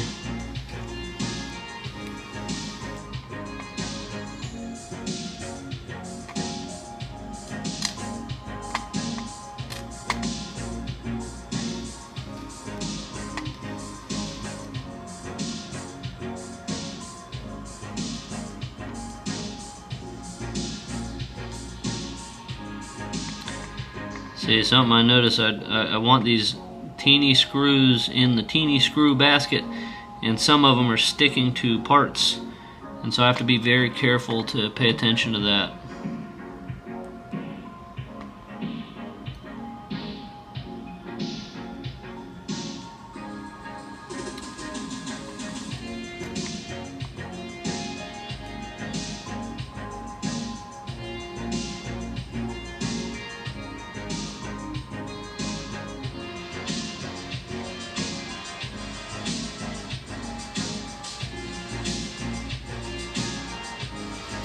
If you see that, see how some of it's sticking in there?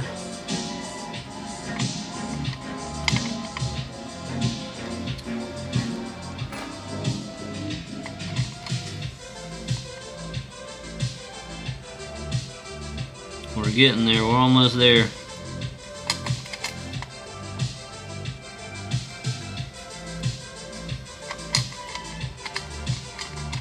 A big bridge right there.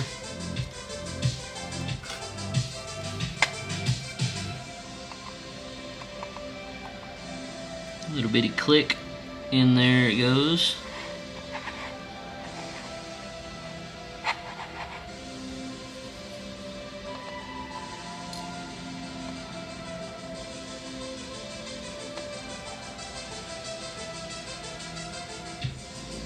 Alright, that might be it.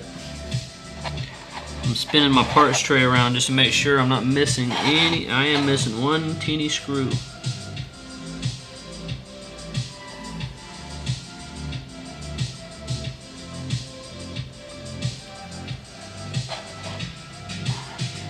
Oh, and see right here, there's a, let me just show you right here. Let me see if I can spin it around. See that? See a little spring right there?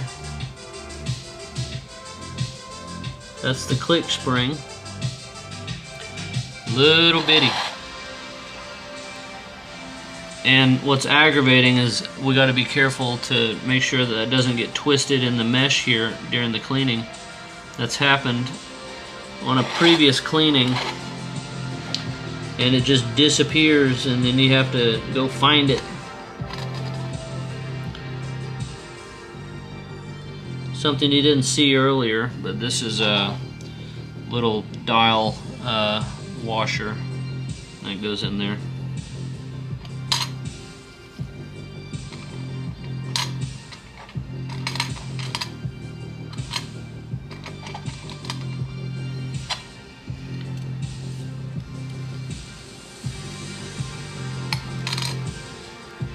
Here is the movement retention ring, and that can go in there. We're just gonna move some things around in these parts trays.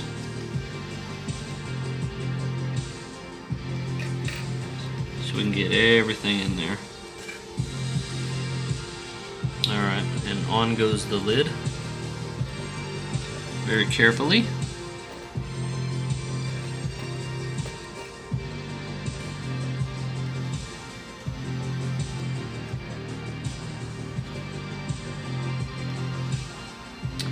And in that goes in there.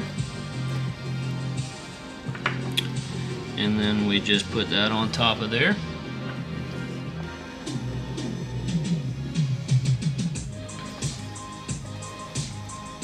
And then we'll put that on there, and then we'll move that way out of the way. Dust cover on that.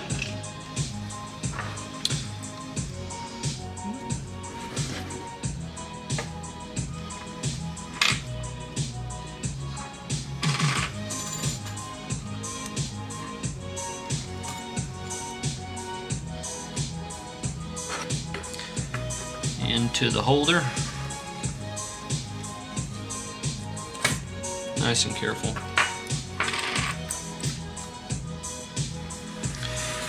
Alright. Now we can mess with this mainspring barrel.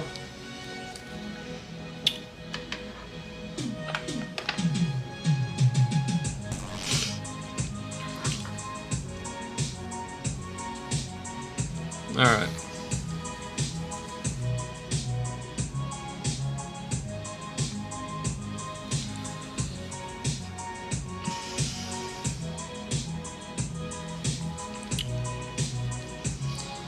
Get the best angle here for you guys.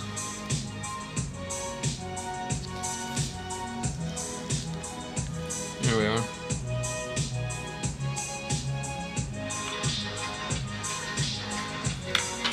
So to attack this, what we can do is very carefully find a pry point right here. Sometimes you can just push down on this, so we'll give that a shot before we start prying anything.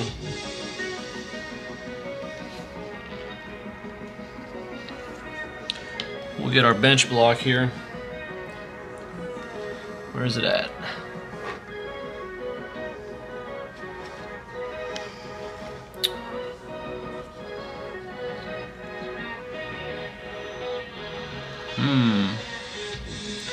Where did I move that thing to?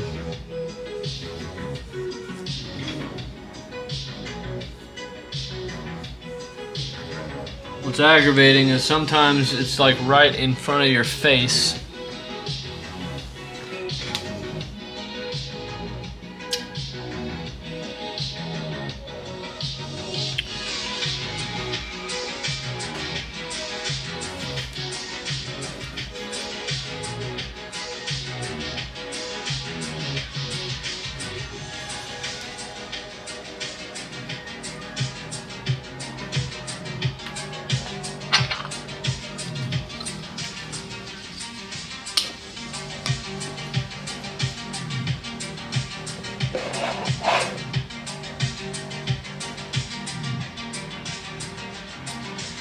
Yeah, that's aggravating. The one thing that I use the most, and it's set to the side somewhere. There it is. Behind my phone.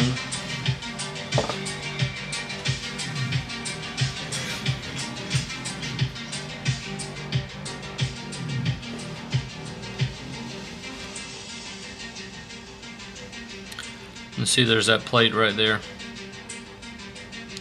And we should be able to just push down on this just a little bit. There we go. See that?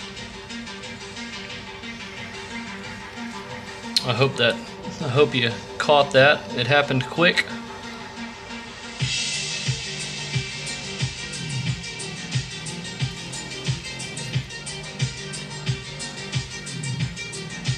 So we take this top plate off here. Very carefully, we want to push this arbor through that plate there at the same time, because that spring is connected to that arbor and it will come out with a quickness.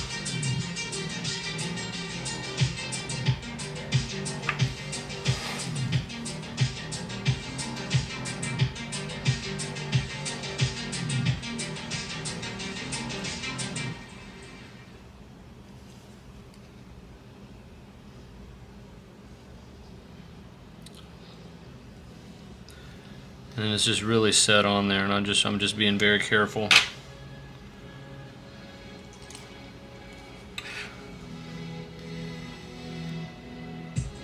There we go. Did you see that?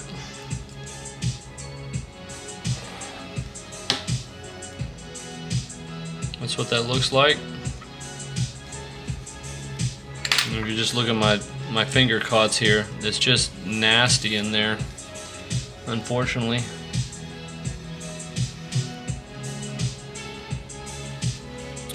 See all this, there's just tons of, I don't even want to touch it with my screwdriver. Tons of grease or oil or both right here. See that?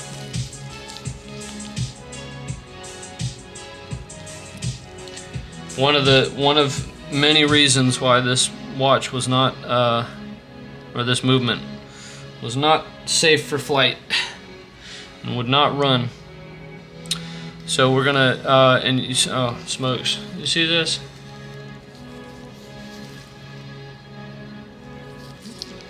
I just want you to appreciate my diagnosis skills. Not that this is super hard, but it's like a pool. This is just swimming in it. And so this would significantly affect amplitude.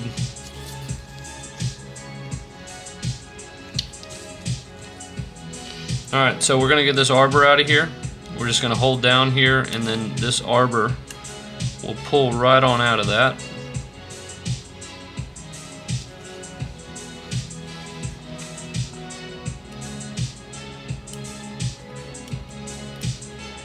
See that? It's just being manipulated out of there just very carefully. There it goes. That's the arbor.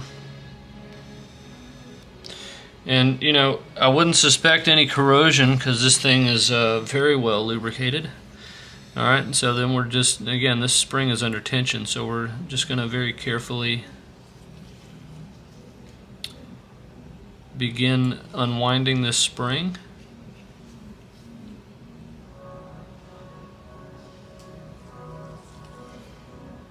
We're just pulling that out. Just a hint. Once it gets started there, we'll do the rest by fingers and then just unwind it slowly.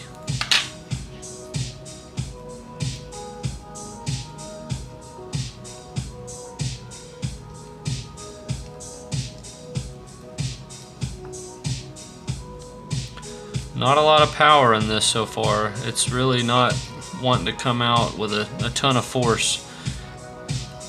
It is a very thin spring, very small. See how that's coming out?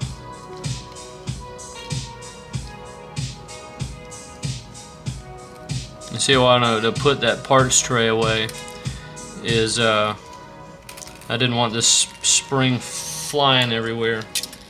See that? And then perhaps knocking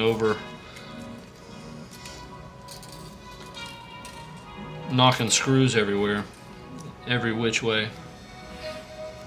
Alright, so we have it out. There's the barrel. That can be put to the side. That's going to go in the tray. And then this is the spring.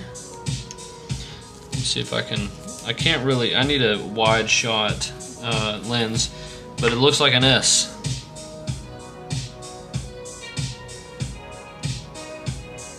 We're not going to replace it. We're not going that deep. We're just going to try and use what we can. So put that to the side. Got our parts bin back over here.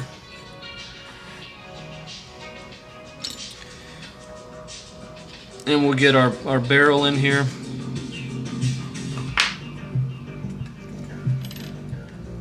And the barrel top plate and the arbor, we'll get all that in there. And that goes. And that goes, and then the arbor can go in just right there.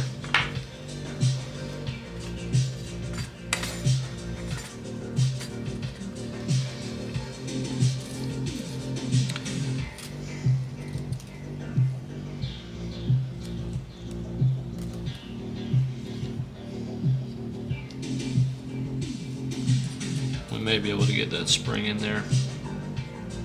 I'm more inclined to just throw that in the that spring in the ultrasonic. Let's take a look at this.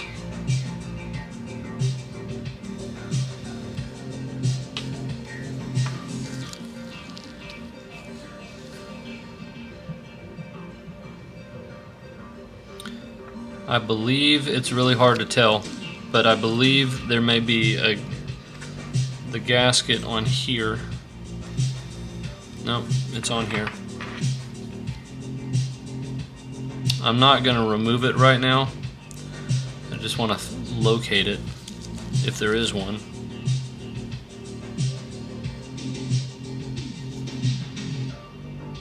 It's right there.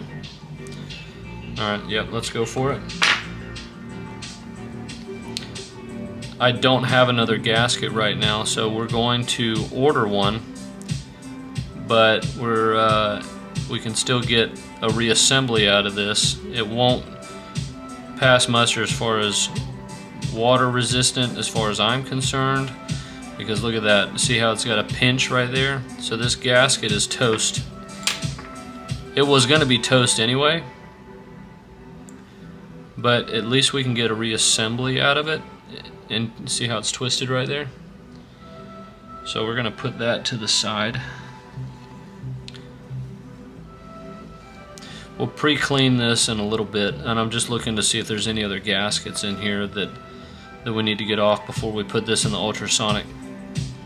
I don't see any gaskets through this barrel tube right here. It's just straight metal. And then we'll clean that up in a little bit. And then we're looking again on here, and there should not be a gasket on here. It's rare that it'd be a double gasket. The crown, I did not check to see if there's gaskets on there. If there are, we can just re-clean that later. So we'll get this into the parts container right there. We'll turn on our machine. This goes on top here. It's hard to see what I'm doing here, but this basically goes like this. Right there. Screw that on there.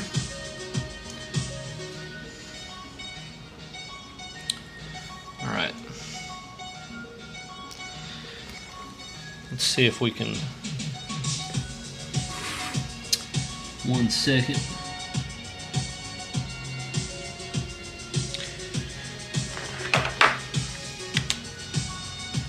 A little bit of housekeeping on the bench. Everybody doing good here? Hunter said something in the chat. Let's see what Hunter said.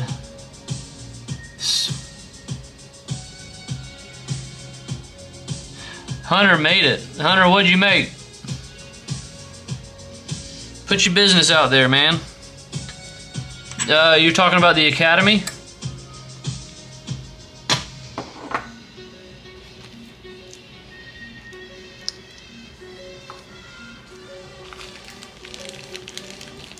You gotta remember there's a delay on this.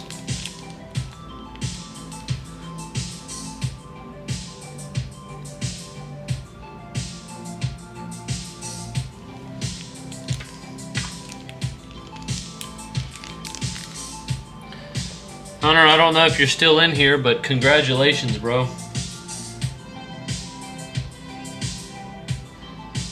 That is exceptional.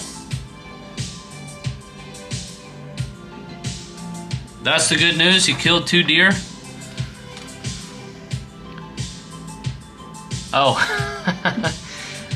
Maybe so. Maybe that's what he meant.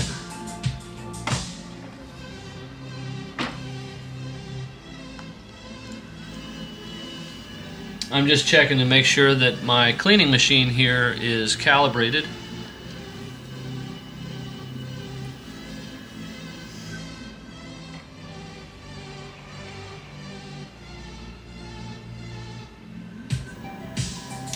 So far, so good. All right.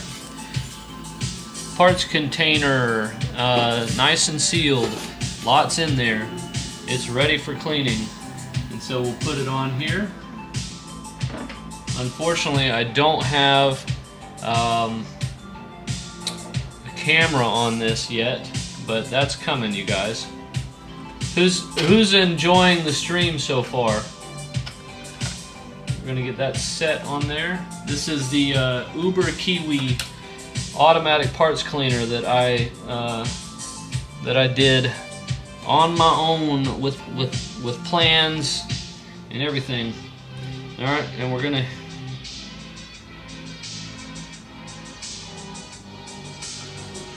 hit play.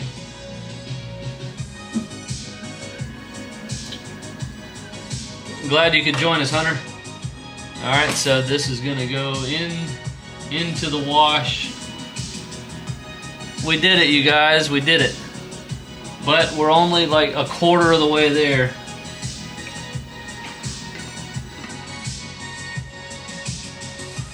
Success. We're cleaning, you guys. We're cleaning. All right, so finger condoms can come off now, and now we can get this this case to the ultrasonic. We'll get that cleaned up. We'll get that gasket a little cleaning, and some silicone on it, and then we can see if we can find another crystal for this watch. I don't know that we'll put this together tonight, to put it back together, because it's late and I really do want to get all of my ducks in a row, get everything laid out exactly how I want it, and perhaps we can stream that tomorrow. How does that sound to you guys? I think we can do it. And Mom's tired, and I want to keep you guys' attention. Have I been talking enough? Can you hear me okay? Give me a little feedback so far. How long have we been on the stream so far? It doesn't say.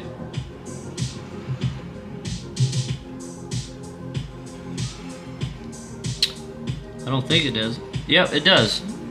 2 hours and 13 minutes. Nice and slow, but that's not bad time as far as I'm concerned. What will probably be slower is the reassembly.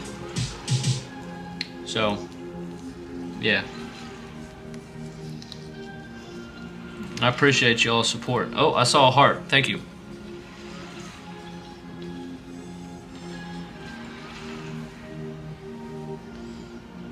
We will keep the stream going. Well, the cleaning cycle is going to be about 30 minutes, so I don't think that we'll keep the stream going for that. I'm gonna my next task is to get this case back and this mainspring into the ultrasonic, and then we'll tackle this right here. Let me show you how we're gonna tackle that real quick.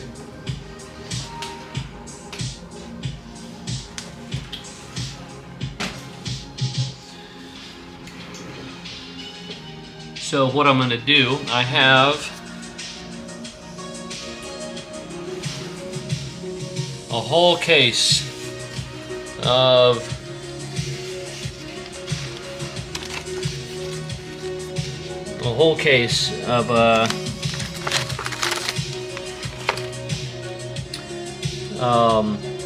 crystals.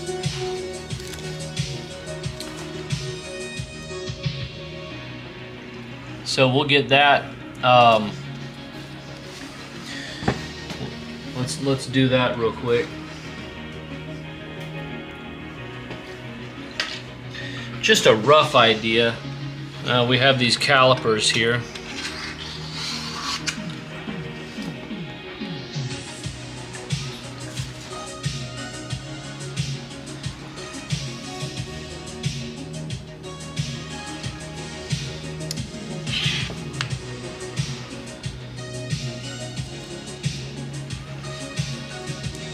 And then what we can do is we can just get a measurement on this, and it's right at 30. Let's see if you can see that. Let's see here. Right at 30 millimeters. And then as far as height, we're looking at about 4.2. So let's see what we have.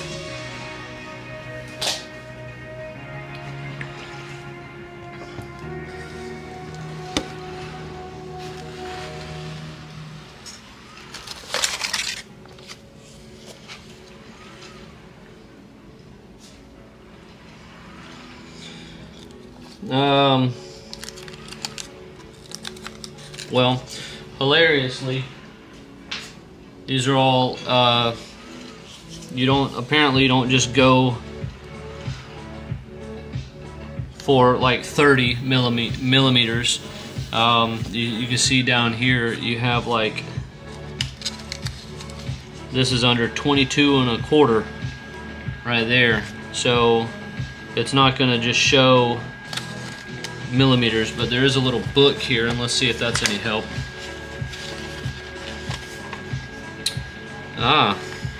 So in the book here, there's Gruen, there's Longines, there's Elgin, Bulova. So let's just flip through here and see if there's any help in here. I see, let's find Gruen. Because wouldn't it be cool to just find the exact one?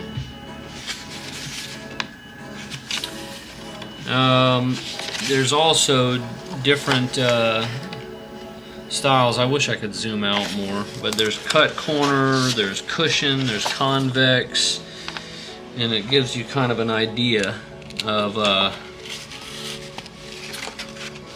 which one you want, or which one is that case is supposed to have.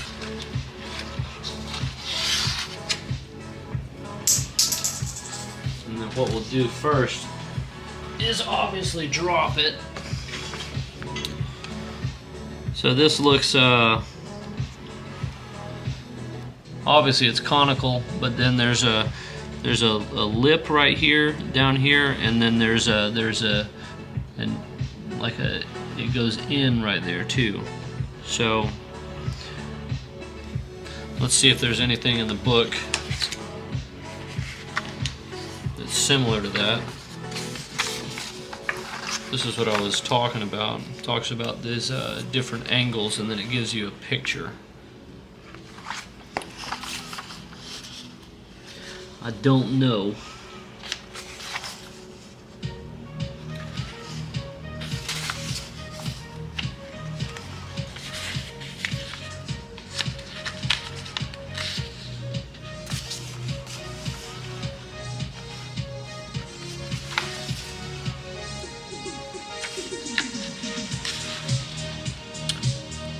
So far, I don't see anything immediately jumping out at 30 millimeters. 24 is kind of seemed to be the highest. 24, there's 25, 26.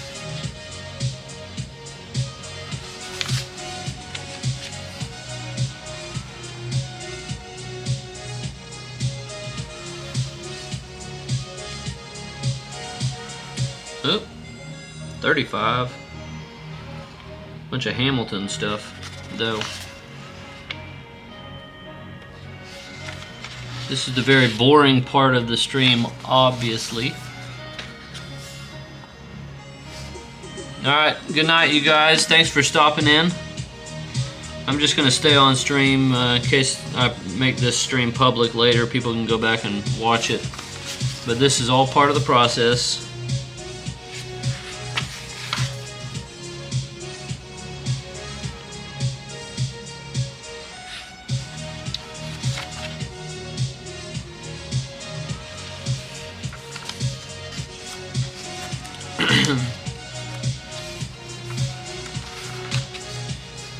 Yeah, the good thing is too, I could probably just ask Chat GPT or go to Google and say, hey, I have this this case.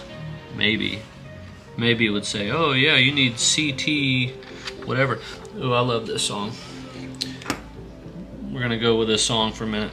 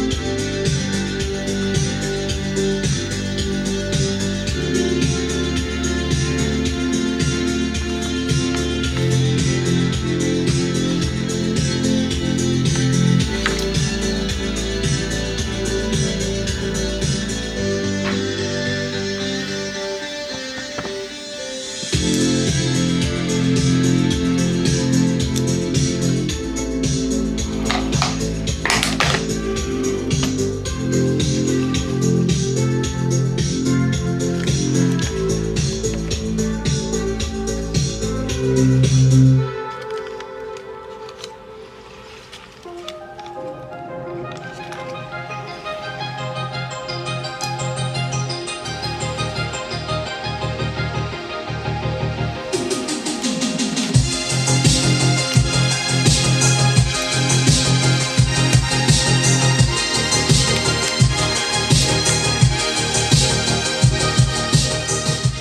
you too, Kim.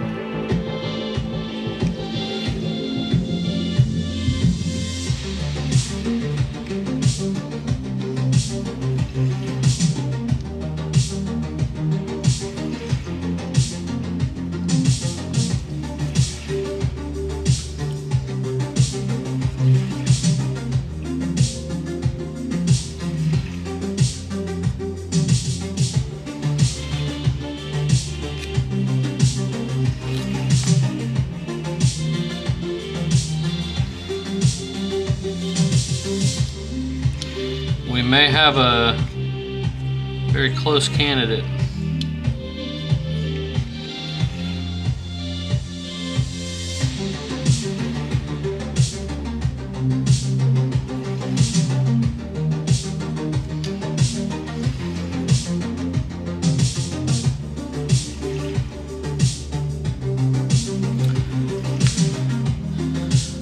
Possibly this one. That's a big maybe.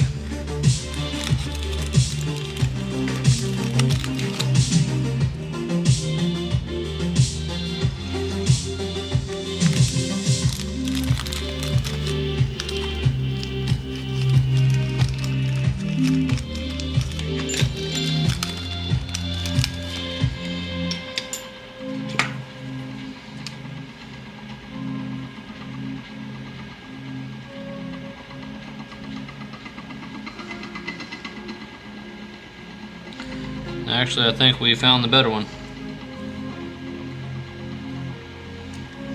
Possibly this one. Right at 30.02. And the same width.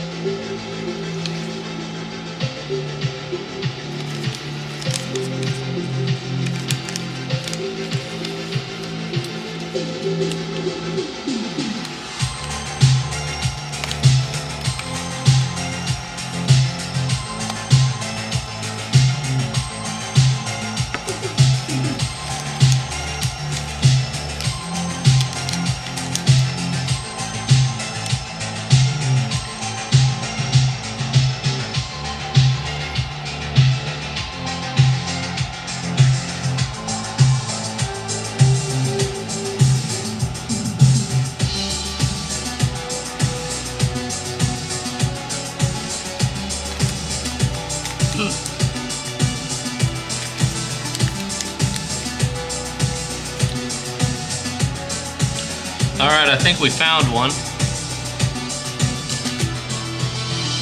Learning here. The diameter is 30 millimeters, and what you want to go after is not, you don't want to just pick out a 30. So like 28.14, it says 30.66 or 30.6 millimeters. there at the top left. So I've learned that much. And then the 28 says 30.4 millimeters.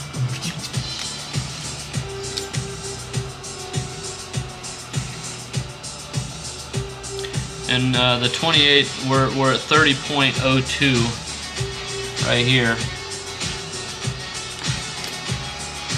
So we got a couple options. I'm probably going to put the 28 1/4 back. So let's see what, so we have a 28 pulled out, and let's see what a 27 3/4 measures.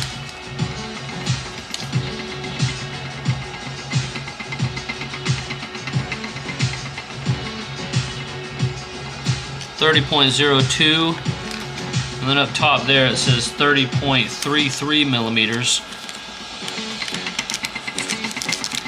So we may just try a couple here. 27 3/4. Let's put that one back.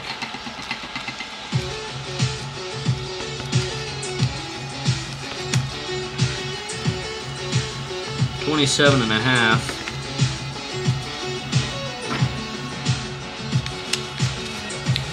Our parts are in the dryer. This looks good. That's at 30, that's exactly at 30 millimeters.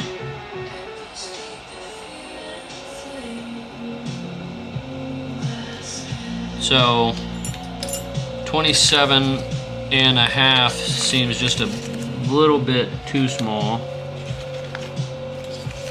So perhaps 28 or 27 3/4.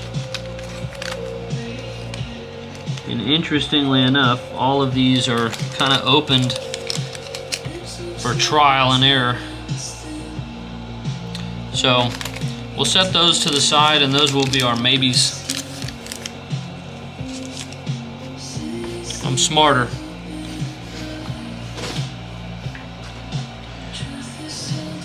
All right, we have about 8 minutes left on the dryer. We're gonna end the stream for here. Thank you so much for tuning in. If you're catching this after the fact, with us taking this Gruen watch apart, thanks so much for tuning in. We'll hopefully be back tomorrow evening, and we'll attempt, well, we will get this thing put back together. So, so here's hoping. Y'all take care.